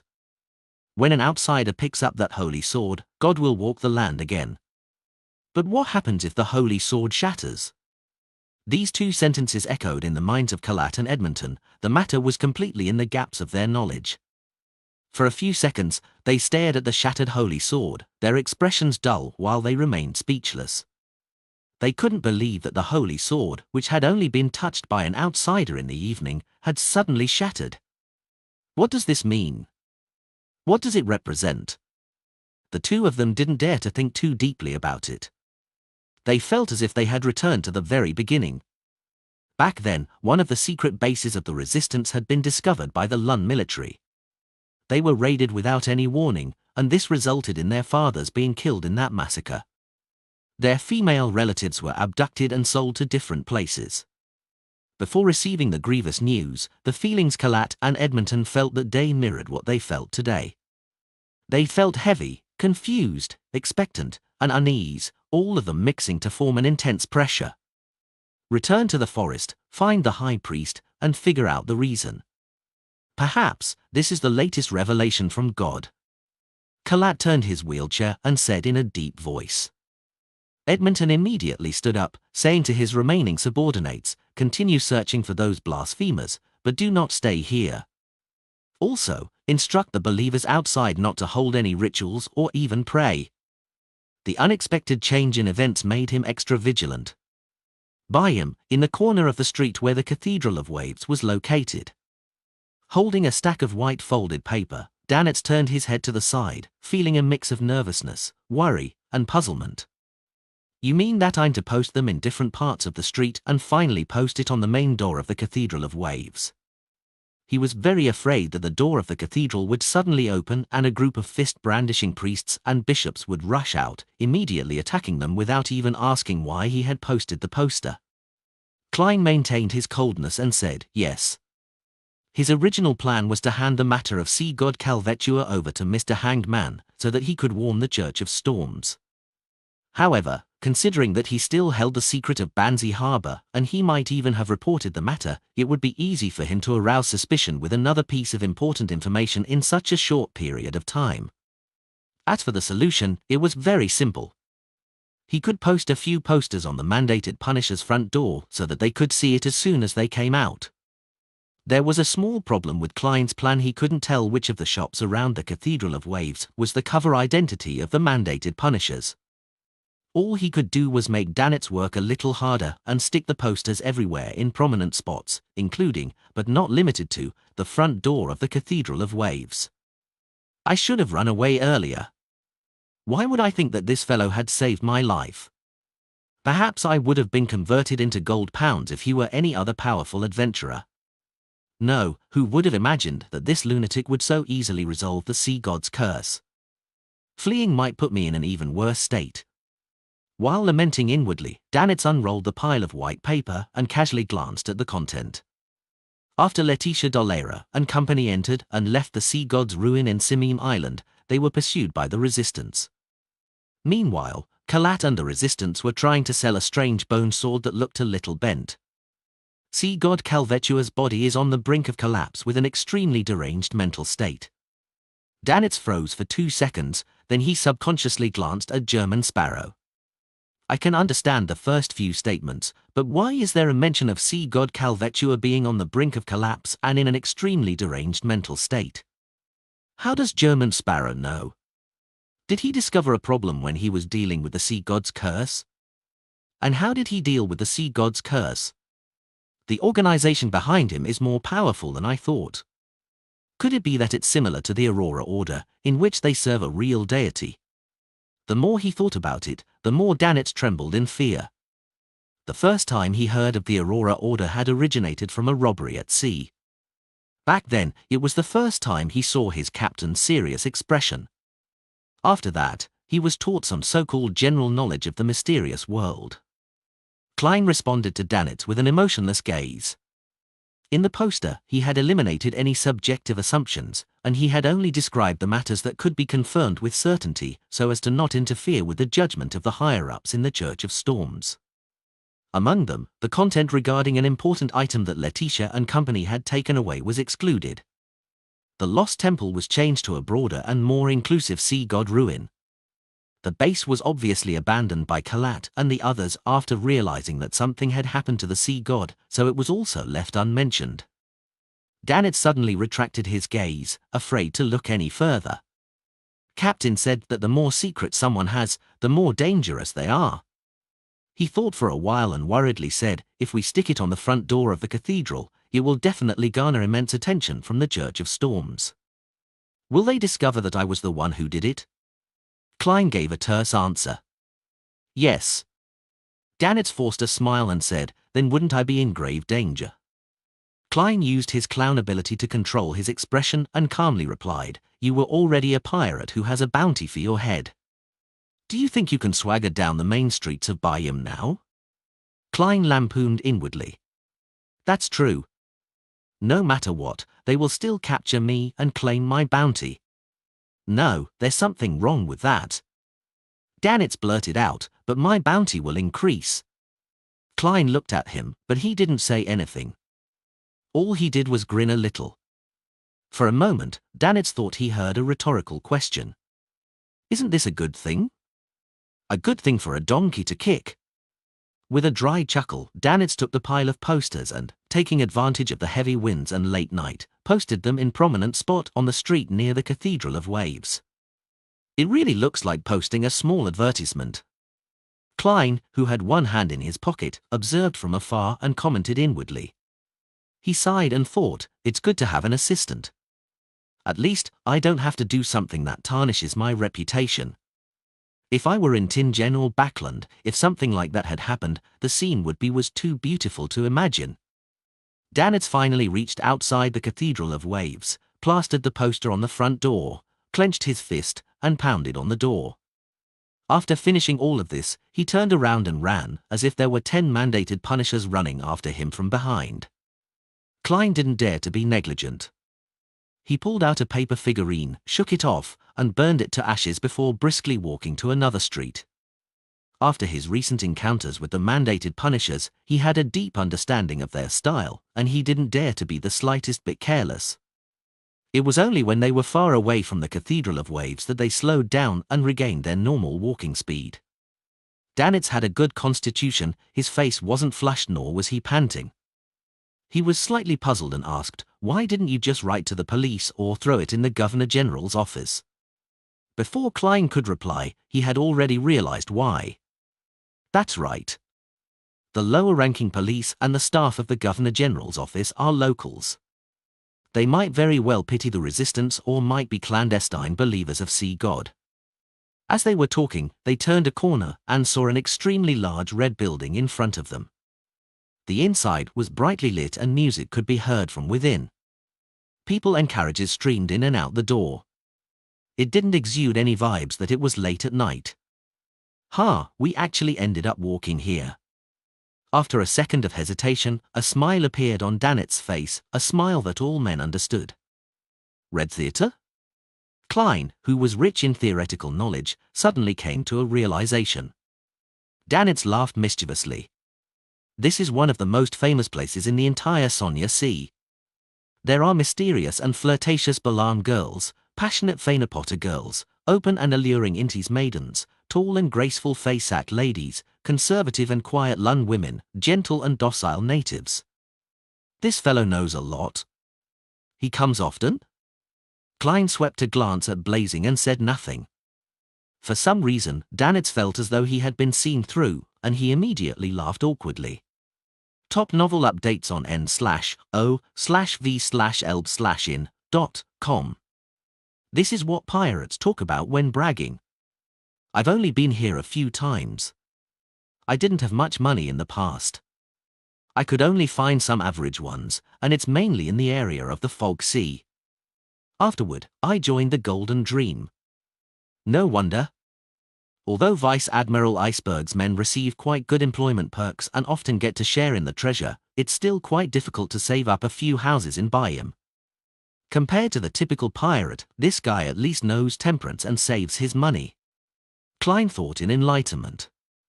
Danitz didn't wish to continue on the topic as he changed the topic. There are a lot of street girls in Bayam, especially there. He pointed into the distance and said, there was once a pirate who did an experiment. He randomly knocked on a family's door, produced some money, and requested to do it with the mistress once. In the end, 3 to 4 families out of the 10 agreed.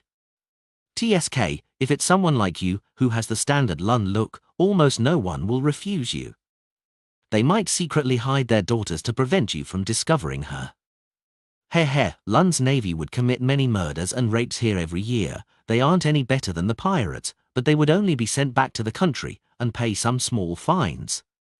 Klein listened quietly, and he suddenly thought back to the evening when the believers of the sea god were praying around the pool.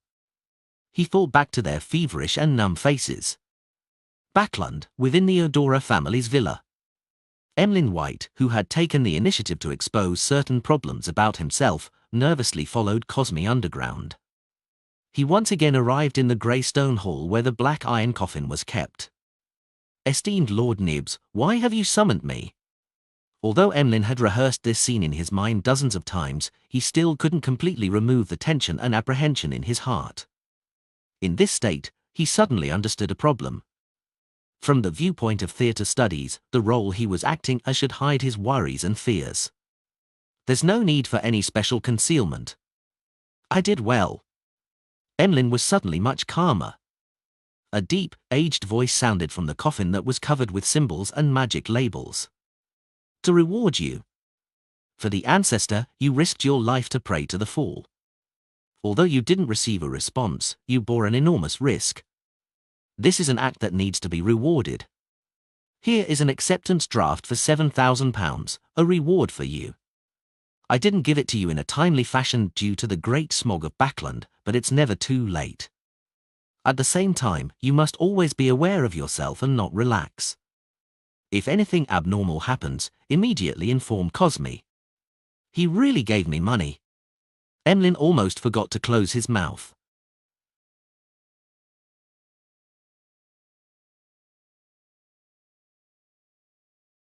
Lord of the Mysteries Chapter 540. Translator, Atlas Studios. Editor, Atlas Studios. Even when Emlyn White left the Odora family's underground region, he still found things surreal. He couldn't believe that he could so easily be rewarded with £7,000. The acceptance draft was light and weightless in his hand, but he felt the absurdity of reality. The hanged man's method was really effective.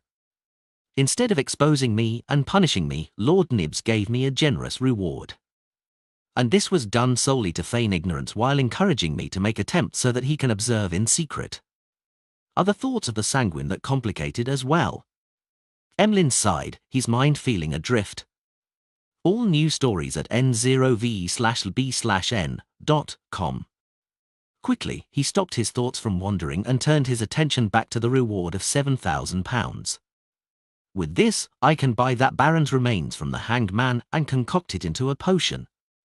I'll soon become a Baron Sanguine Baron, Lord Emlyn White. Emlyn's eyes lit up as his footsteps turned significantly brisk. Within the Sanguine, if one wasn't bestowed the corresponding ritual by the elders, they would remain stuck at the same level they were at during birth. It was almost impossible to rely on time to advance. Unless one was extremely lucky, having an ancestor of the family that was nearing the end of their lifespan such that they had no choice but to bestow their powers to a descendant through a ritual, most of Emlyn's sanguine peers would remain stuck in the concept of adulthood. There might not be any chance of them obtaining an aristocratic title for decades. Emlyn's father and mother had lived for years, but they had yet to become barons up this very day. They couldn't even see any hope of becoming one. As Emlyn walked out the door, he couldn't help but glance at the nearby Cosmiodora. This elderly sanguine who has been active in the Roselle era has only been a baron up to this day. And I'm about to reach this rank as well. One day, I will become a sanguine marquis like Lord Nibs. No, a duke, or even a prince. Only by doing so will I be able to shoulder the responsibility of being the sanguine's messiah. Yes, the Baron's remains is only about £4,000, I'll have a lot of money left. I can even buy a few more dolls and give them some new clothes. Emlyn unconsciously straightened his back and began to walk more and more proudly. In the Berg household in the City of Silver. Derek lit some candles and prepared for the sacrificial ritual. The lightning frequency alternated several times before he finally found an opportunity. He was very sure that the chief wasn't be able to keep an eye on him at this moment, because he had left the City of Silver with the little boy, Jack, who had recovered somewhat, and a group of explorers, in search for the so-called route that led from the coast to the destroyed city. It didn't take long for Derek to set up everything and say Mr. Fool's honorific name in a reverent, low voice. He very skillfully and methodically sacrificed the Spirit Eater's stomach pouch needed by Miss Magician, and the Beyonder ingredients designated by Mr. Hangman to the ruler above the grey fog. There were many cracks on the City of Silver's solid city walls, but they were filled to the brim with black hard soil. Strands of dense weeds grew on them, swaying in the wind like human hair. All of a sudden, all of them stood up as if they wanted to capture something, but they turned limp without any strength left in them. Early morning, at the Cathedral of Waves. Alger Wilson, who had come to collect the bounty, heard an important piece of news from the diocese bishop, Chogo. Letitia Dolera of the Moses Ascetic Order had disguised herself as an archaeologist and entered the depths of the jungle on Simim Island. It was unknown what she did that inflicted grievous injuries to sea god Calvetua, who had been in hiding for years, pushing it to the verge of collapse. As a result, it was frantically searching for an opportunity to survive. Rumor has it that this evil spirit, which calls itself sea god, had been discovered by two powerful cardinals of the military a long time ago. After it was defeated by them through the use of a sealed artifact, it could only barely escape and hide. This situation has persisted for more than 100 years. Without any intrinsic changes, why would it suddenly collapse and be unable to maintain its existence? Alger frowned slightly, wondering what the difference was. A situation deliberately created by the Moses Ascetic Order? But why didn't they do so in the past 100 years? To complement one of their other plans? Between speculation and doubt, Alger suddenly became aware of an important factor. The biggest and most fundamental difference between the last 100 years and now was that the world had come to buy him. Mr. Fool's adorer had come to the Rorsted archipelago. Does his appearance anywhere indicate that something big is about to happen or is brewing? Previously, it was the Great Smog of Backlund, and there was the abnormality in Banzi Harbour. Now, there's the dying struggle of sea god Calvetua and the unknown plot of the Moses ascetic order. No, to be precise, wherever a major problem is brewing or about to happen, Mr. Fool's adorers will be there. They accept Mr. Fool's arrangements and pursue the activities of those secret organizations, the evil gods and angels. As soon as his train of thought changed, Alger was suddenly enlightened, feeling as though he had grasped the truth. It's not that things happen wherever the world is, but that the world and the other adorers will appear when something is about to happen. What good does this bring to Mr. Fool? Is it a plot solely to destroy the enemy's schemes, or does it help him lift his seal and release more power? Alger held back his doubts and decided to seize the opportunity to submit some intel from before. He clenched his right hand into a fist and pressed it against his left breast. He said with a look of hesitation, "Your Excellency, while pursuing the remnant forces of steel, I heard a piece of intel." "What is it?" Chogo had originally planned to send this bishop-ranked captain out into the sea to search for traces of the resistance, but he was forcibly interrupted by him. For a moment, he felt irritated. Alger recalled and said, "Someone mentioned Banzi Harbour in a conversation. They mentioned that an abnormality had happened there, but the descendants of the Medici family were well hidden and didn't end up being discovered." Banzi Harbour, abnormality. Chogo took a step forward and pressed, "What else did they say?" "Other than mentioning that there was a fallen bishop of the church, nothing else." "Your Excellency, is the Medici family a dark family of the fourth epoch?" Alger asked deliberately. Chogo's expression sank. "That's not something you should know. I'll report it to His Eminence Kopman at once." Kopman was a Church of Storn's cardinal, the Archbishop of Rorsted Sea, a high-ranking deacon of the mandated punishers, and the true ruler of the Beyond world in the archipelago, John Kopman. Chogo thought for a moment before asking, who was the person who mentioned this? What does he look like? Alger was long prepared. "I don't know them, and they never showed up again. I remember that the person mentioning Banzi Harbour and the Medici family was an ordinary-looking, young man with a thin face, a broad forehead, black eyes and black hair. He wore a monocle. He seemed to notice that I was eavesdropping, but he didn't show any anger. Instead, he smiled at me." Alger had been describing blasphemer Amon. He wanted the cardinals to believe that the exposure of the secret regarding the Medici family and Banzi Harbour was the result of a struggle between the kings of angels. This is really a suitable person to use as a reason. He wouldn't appear to defend himself, and even if he did, no one would believe it. And clearly, any divination regarding him would have zero results. If Beyonder means are used to confirm my information source, there will be strong signs of interference from Mr. Fool, and they won't be able to get an accurate answer. From the looks of it, this is equivalent to what Amon did. Alger thought, with considerable relief. Chogo nodded lightly. "Find these people and trace the whereabouts of the resistance." "Yes, Your Excellency." Alger answered with a look of piety and struck his right fist on his left breast.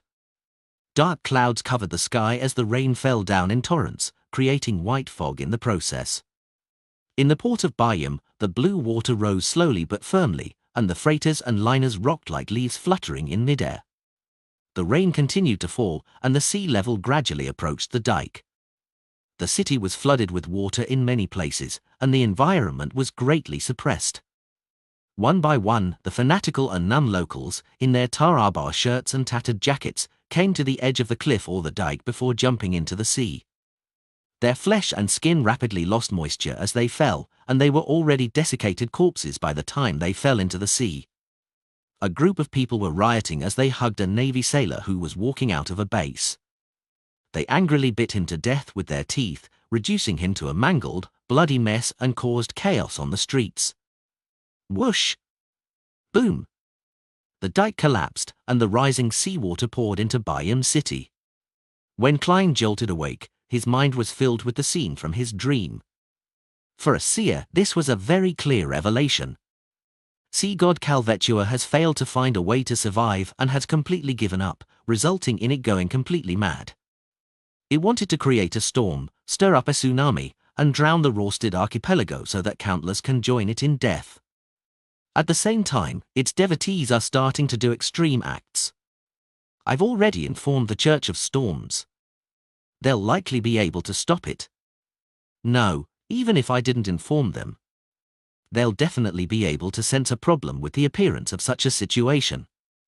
They would then make the necessary response. Klein rolled to his feet, wore his clothes, and walked out of his bedroom. He saw blazing Danit standing by the window, looking out. He saw the clouds hanging low as rain poured down, as though it was endless. A sign has appeared? Klein walked over to Danitz, who was also looking out at the repressive weather. He could faintly hear the abnormal sound of the tide. In the midst of silence, the sound of explosive thunder suddenly rang out in the air. The leaden-colored clouds quickly split apart, and the falling rain lost its source. In the direction of the docks, everything returned to normal. The morning sun shone down from high up in the sky, bathing Balium in holy light. Danitz hissed and said to himself, John Cotman changed the weather. John Cotman, the Church of Storms cardinal and high-ranking deacon of the mandated Punishers? He suppressed Calvetua's powers? Klein retracted his gaze while in thought. Danitz heaved a sigh of relief. I was rather worried just now. Afraid that the sea god who's on the brink of a breakdown would create a disaster. But there's John Cotman. Seeing that German Sparrow was silent, he continued, adding, at sea, even the king of the 5 seas and Queen Mystic won't be his equal. Captain said he's a sequence 3 demigod. The potion's name is... It's... Sea King.